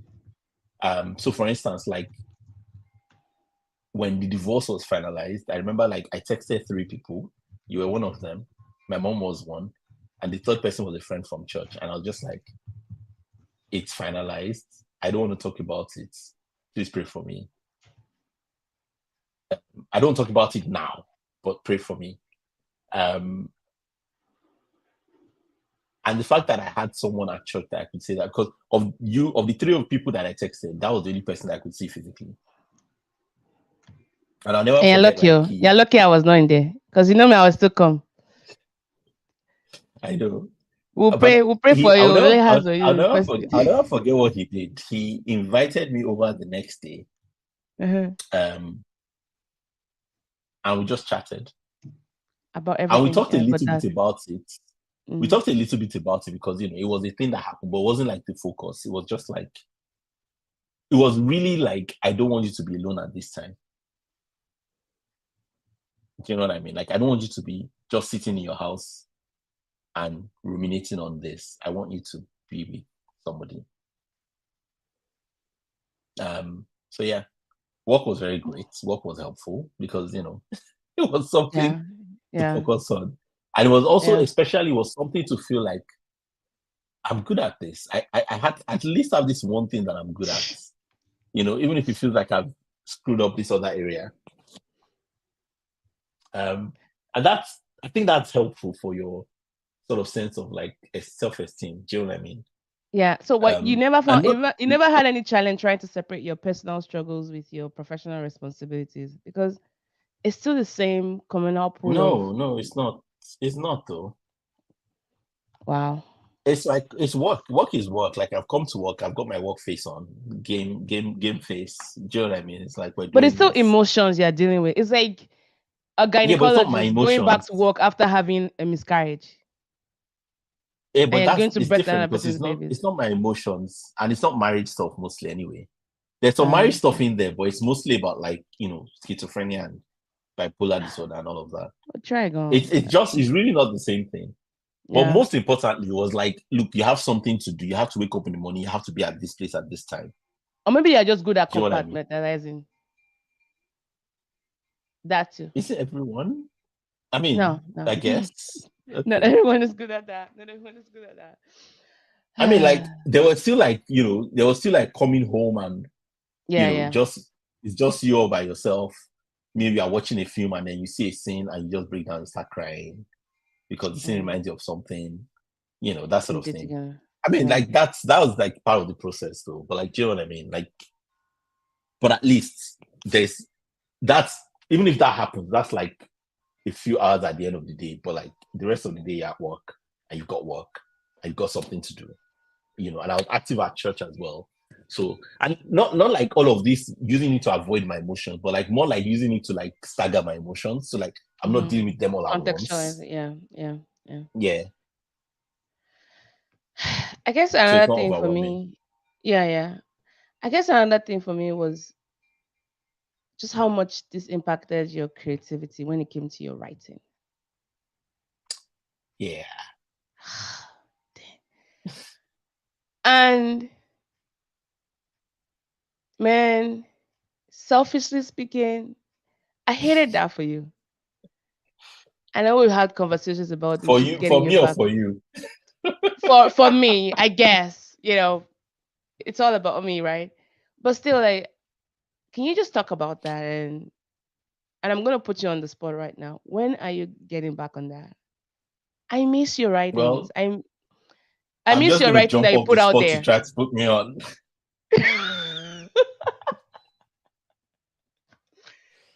And I bet this might be the Um, same for most of your friends listening to this as well. I mean, to be fair, there's always is I've had periods of off and onness with writing. That's the thing. But It's this is the been longest difficult off. to. This is the longest off. This is a Longest. very long off. Yes. Yes. Yes. Um, I think some of it was just losing my confidence. in myself. And Which is wild to me for because any are you kidding for me? any Like kind you of see for any yourself? kind of art, no, for any kind of art, you need to be, there's a level of confidence you need to create art, right? Like, and again, so like I mentioned earlier, like I had at least confidence in like my work as a doctor and in being able to do that. But like also I've been a doctor for like years and years and years. And I've written for years, but I think with writing, there's this element of you're putting ideas out there, right? But then it's like, who am I to put out ideas? Right? This is how I was feeling at the time. Who am I to put out ideas when clearly I cannot figure life out because look at what just happened. Oscar Wilde, Do you know what I Sylvia mean? Plath. Shall we go on down the list? That's what makes a I great get, writer. I get, no, I get all of that. I get all of that logically, but like emotionally, do you know what I mean? It's you Yeah. have to get it emotionally. And I was not getting it emotionally.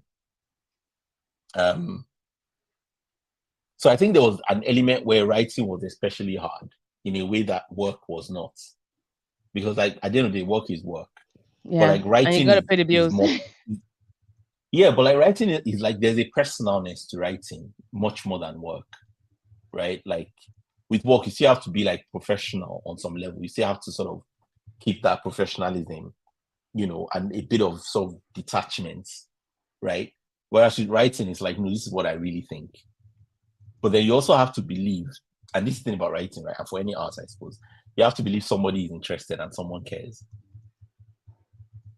But then in that moment, it was hard to believe that. It was just genuinely really hard to believe that.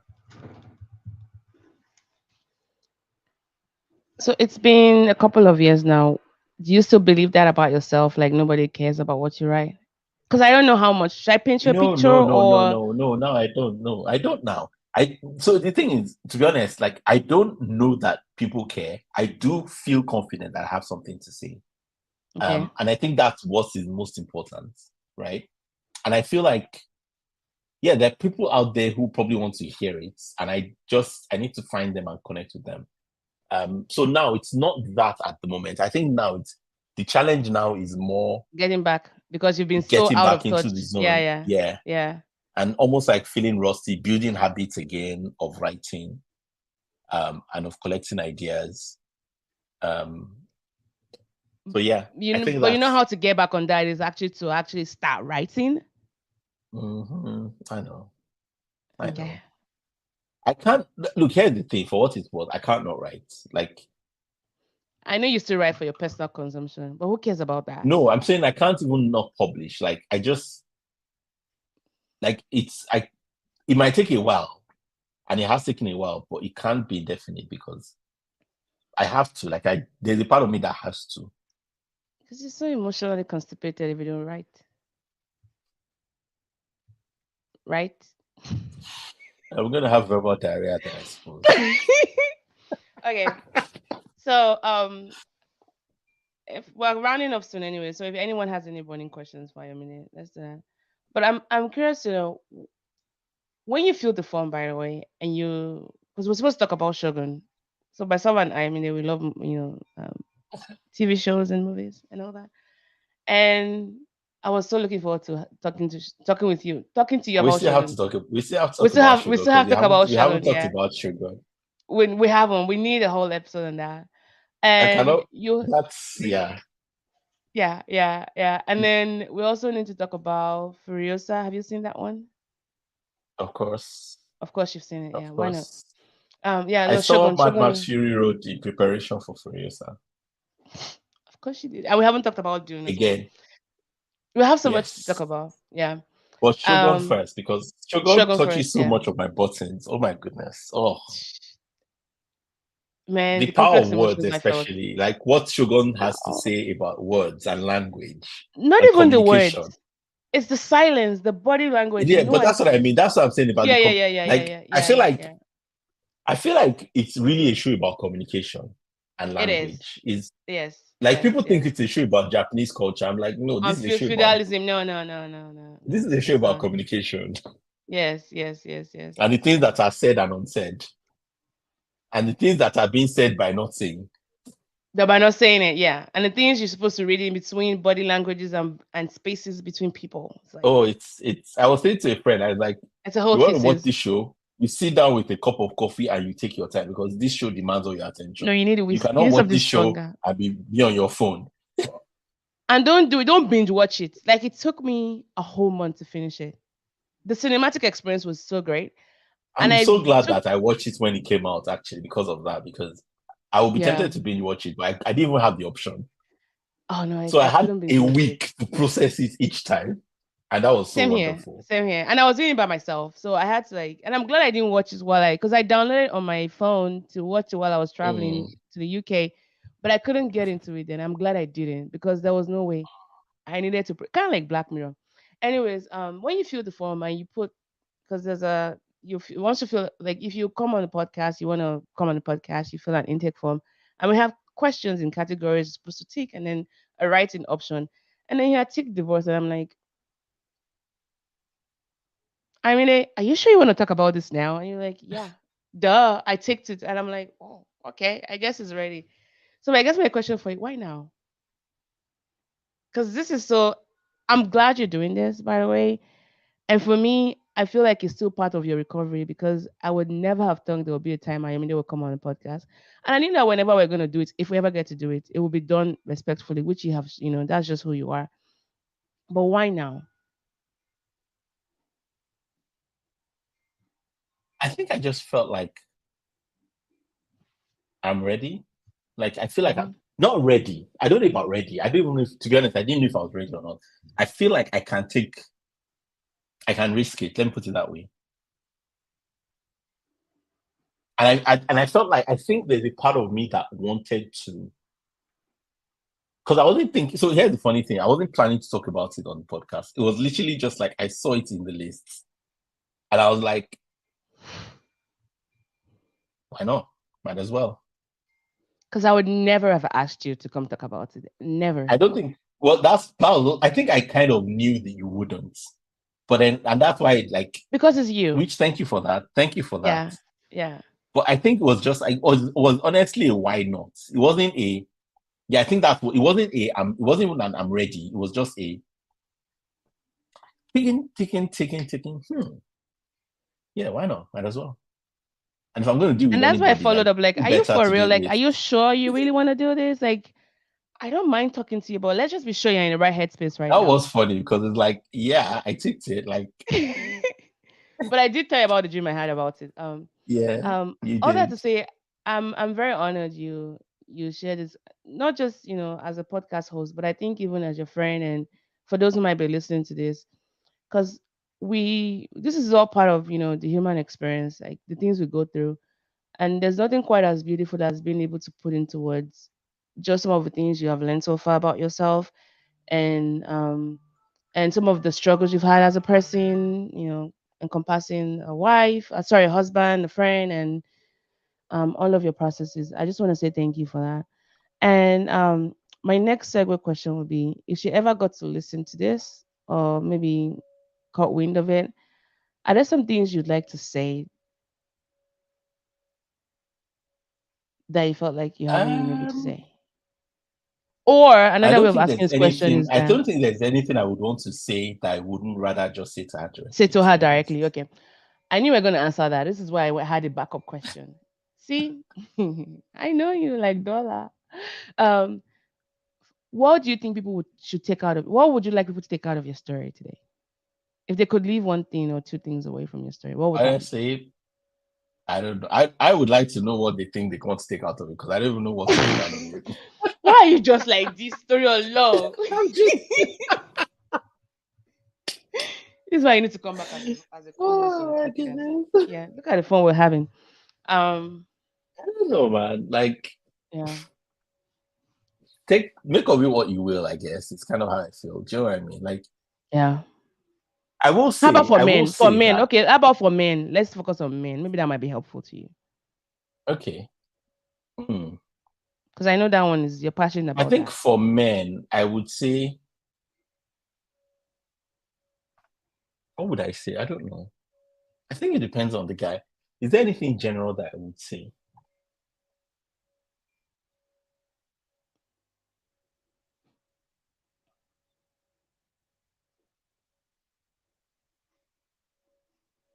I don't know. Mm. I don't know. I don't know that I feel like I'm in a position to advise anyone It's not in a advising. It's sense. not. You know what It's I not mean? advising or projecting your life. It's just like from your. Okay, it's fine if you don't have anything to say. But I don't think it's like you advising. But you do have some credibility to share based on what you've gone through. I By the mean, way. if so, this is the thing. Like, if someone was in front of me one on one and they were having a specific situation, Oh, I and I see. have something that I feel like, okay, this might help you, or I made this mistake, or like, do you know what I mean? Now then Um, you can say but like broadly, I don't know. I really don't fair know. enough. Like, Fair enough. yeah. Fair enough. Fair enough. And what do you think I the mean, future is gonna be like? I will say that Oh, I go ahead. do, I do think marriage is a wonderful thing, but obviously it's also a challenging thing. But like, it's like everyone knows that, right? Everyone would know that. Like, if you don't know that, you better know it. Um, and I do think it's worth fighting for, and you will have to fight for it at some point. You know, Hmm. Hmm. um, but there, I think many people will get, and maybe not everybody, but I think many people will get to a point where you wonder whether it's worth fighting for, and I would say I hope you can find the yes to that answer, to that question. I mean, Mm. Oh, deep go. That was deep. That was deep. And then he had a question. What would you say is the most significant insight in the past few years?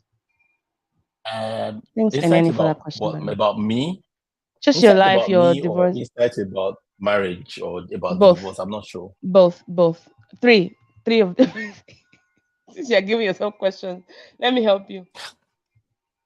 Oh wow. Um, what is most significant insights?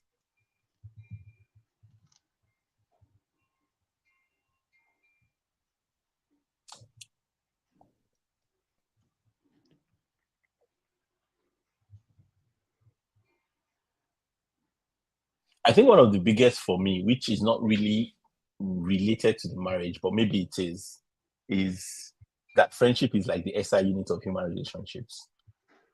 Phew.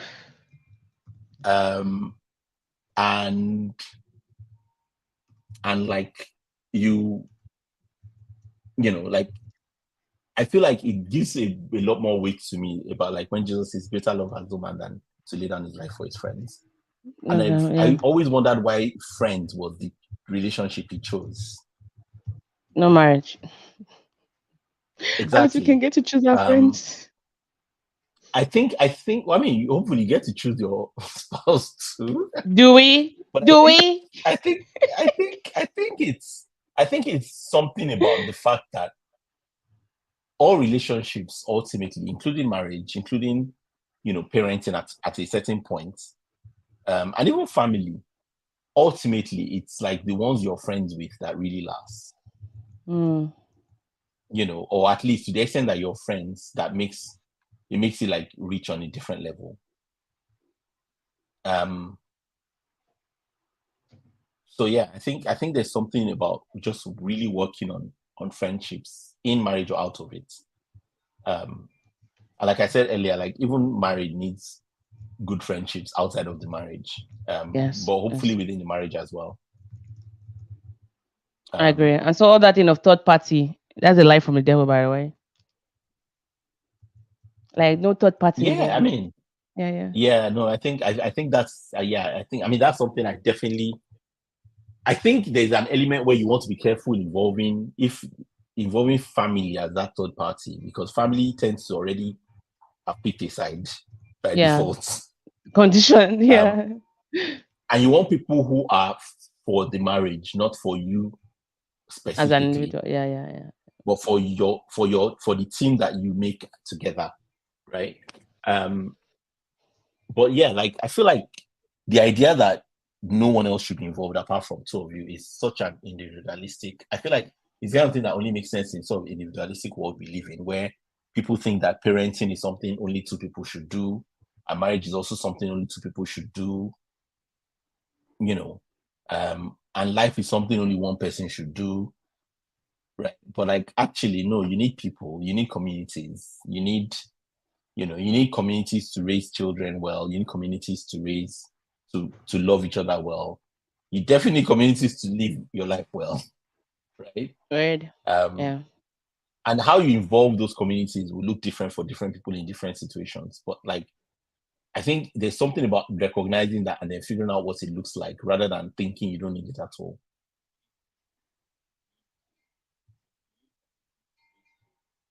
Okay. Um, what would you say? And I know you're probably gonna answer this in a very sarcastic way. I'm still gonna ask anyway, so I risk that. Don't the response that comes that is gonna You're come out of your tempting mouth. me, so I'm already Yeah, I preparing know. that. I'm Hold just on, waiting hold to on. hear the question so that I can. Don't be tempted to answer it the way you would normally answer I mean, think first before you answer it. Because I know your first answer will be I'm not making any what do you think? commitments. What do you think? What do you think the future is gonna look like for you? Like any active well plans to maybe dip your feet into the pool of marriage again?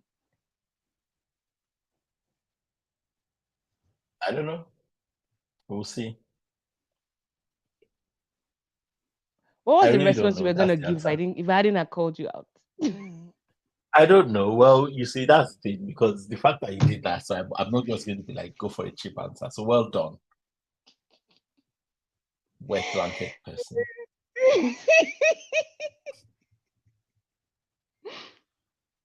I think I will say this. I'm at a point where I feel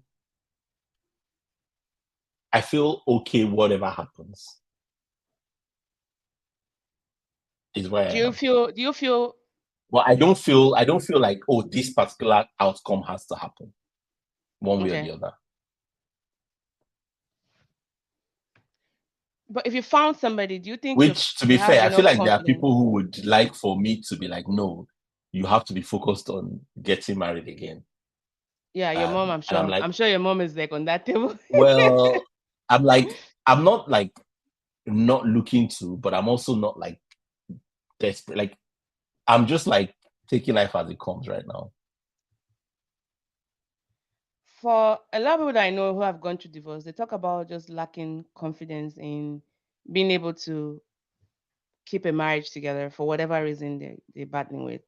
Would you say that's some similar thoughts you've also experienced as far as shaky confidence in remarriage?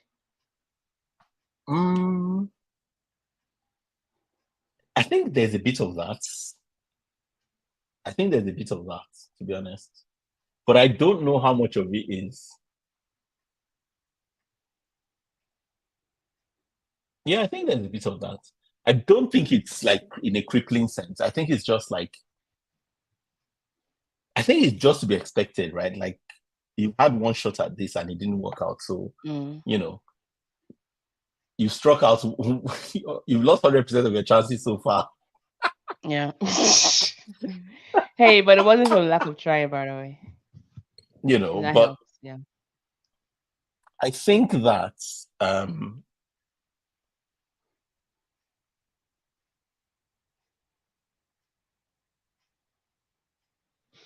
yeah, it's not in a crippling sense. Like I definitely don't feel like, oh, it would definitely be bad, Yeah. for instance.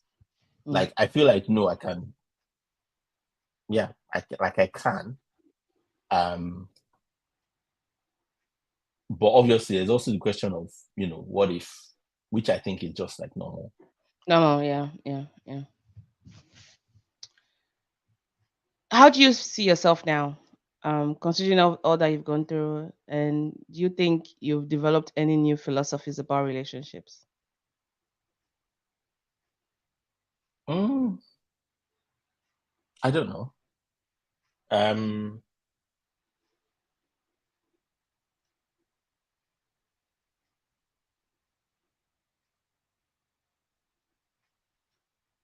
I don't know. I think mainly the main one I suppose that comes to mind is what I've said already, which is the Friendships, yeah.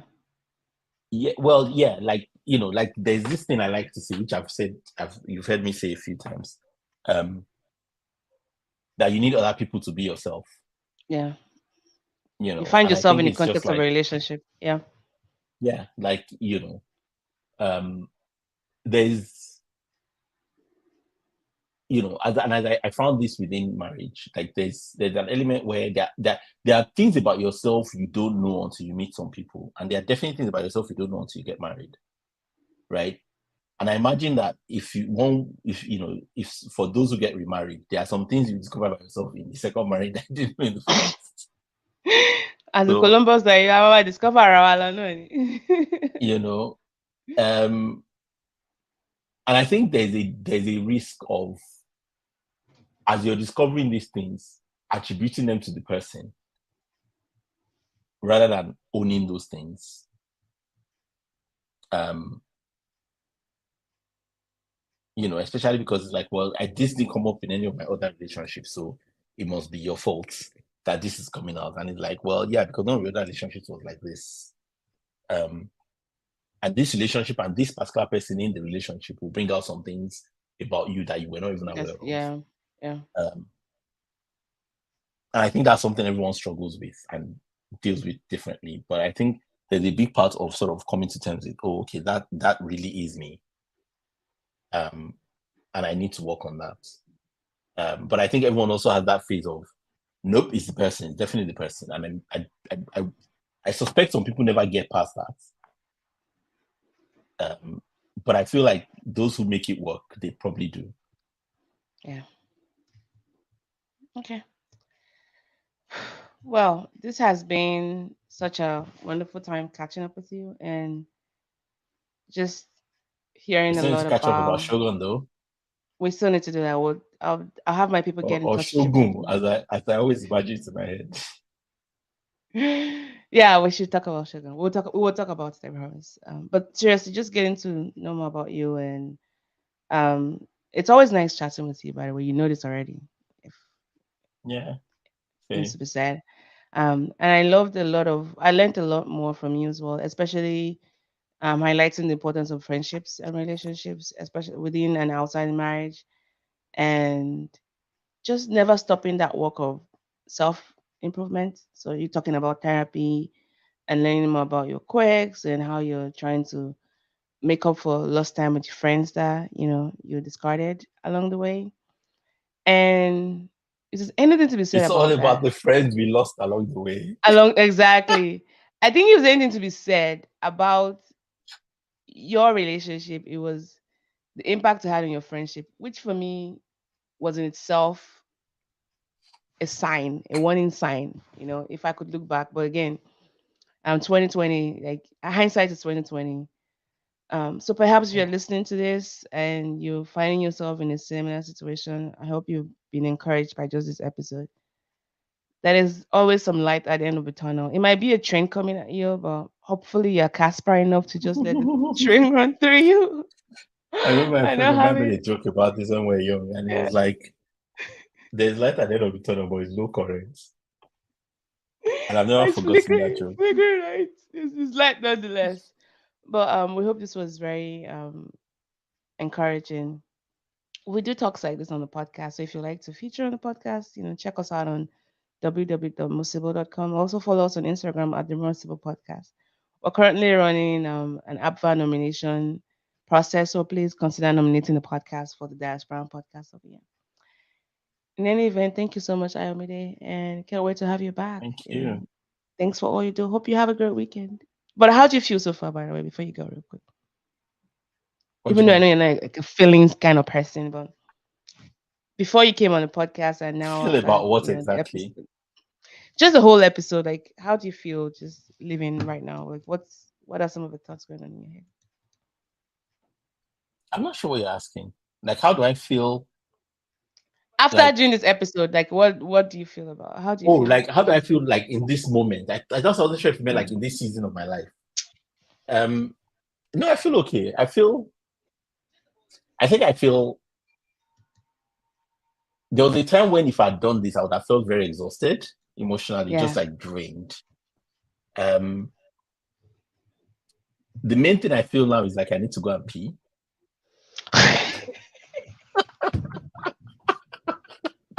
I mean, TMI. We're still live. Mm. For me, I need to pee, but you didn't hear me say that. Did you? Torí Ọlọ́run, ọ̀rọ̀ wo lélẹ̀ torí Ọlọ́run? Má gbà á lọ́wọ́ bìlí sí ayé o. Before say I want to go party, so no Ari is influencing you somewhere. I mean, you are, so, you know. I mean, it's my fault. It's me. I'm the problem. It's me. Yeah, the problem. Yeah, the drama. Okay, well, that's.